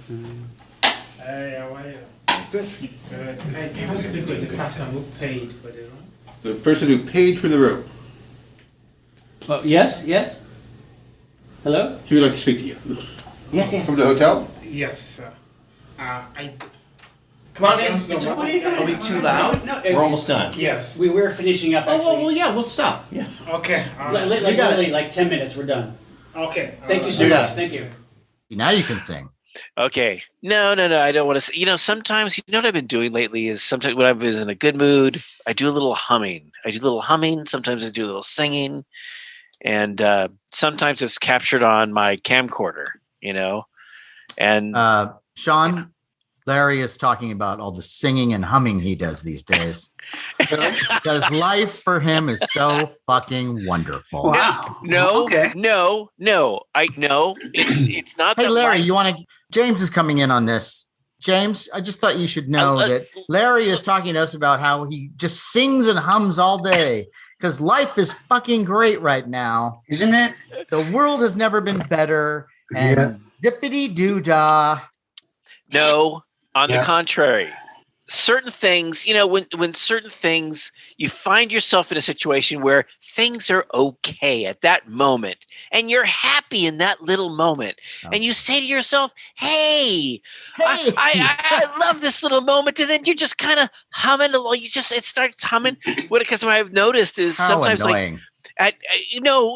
Did you notice in some of my Comic-Con footage or sometimes in our Japan footage, there's moments when I'm filming and all of a sudden you'll start hearing me go, No, I cut that out. Did you? And then James came in and he was like, is there a hum? Is there like a buzz or something? It's like, and I said, try this program. It'll eliminate all of that. And it's like did it. complete and total happiness and joy. Well, I'm so happy for you. Yeah, me too. Well, I remember humming back in the mid 90s. And I'm sorry, would you prefer bitter and angry, Larry? Would you like that? Well, I'm used to Maybe. it. Yeah. I don't really like you healthy. It's just not, it doesn't work. I didn't say I was healthy. Did I say healthy? Psychologically healthy. Happy. No, Sean, Happy, I've never waited. I'm bursting with love. Sean, yes, I do. Do you? What is it from, Larry? It's from The Odd Couple. That's right. Okay, very It's good. when Felix does that song, and he writes the song. He writes the song. One of the few highlights from that later season where it was all about stunt casting, special guest stars, which was Carly lame Simon. because- Was it Carly Simon? No, it was J.P. Morgan. J.P. Morgan. Yes. Klugman and Randall don't need other big stars to make that show work. It's like they just Whoa. Can I just ask you a question? Did anyone even know who J.P. Morgan was at the time? Yeah. Other than from the Gong Show where she took off her top in the Gong Show movie, I know nothing about her. I don't know anything. And she's not that talented. No, Sean, she's talented. What did she do? What is she do? What is she known for? First of all, she sang that song, "Happy." But what was she known for in Hollywood? I think she did some stuff in Vegas, guys. Like she did some stuff in Vegas. Okay. Everybody did some stuff in Vegas. Everybody's done some stuff in Vegas. Yeah, I've done some stuff in Vegas. Who hasn't? All right. Well, this is great. Really? Oh, really? Everyone's done stuff in Vegas. Is that what you think, James? Really? Yes, I do. Person. There are people. But it stays in Vegas. No, there are people in Missouri who wish they could get out to Vegas. What the fuck are you talking about? Let's get on with the freaking show here. Sean, Sean, you are so. I swear to God, Sex and horror. before the show started, I said to myself, I said, you know what? We're gonna be doing like a little banter, and Sean's gonna go, "Gosh damn it, get to the fucking show!" If it was interesting banter, I'd be fine. This isn't interesting. You're not interested. JP Morgan and people not being in Vegas is not that interesting. Sean, she's from the So 70s. The You love last the thing 70s. that you said was, there are people in Missouri who didn't go to Vegas. Wow, thanks. Yeah. Boy, we are really enlightening people. So he'll say, "Gosh damn it," but then get to the fucking show. In other words, he won't say "God damn it," but he will say, "Get to the fucking show." I'm sorry. I got it's this Pellegrino. It's that happiness. It's just like it's going to make you go crazy. All right. I'm hearing a humming, and it's not coming from Larry, it's in my head.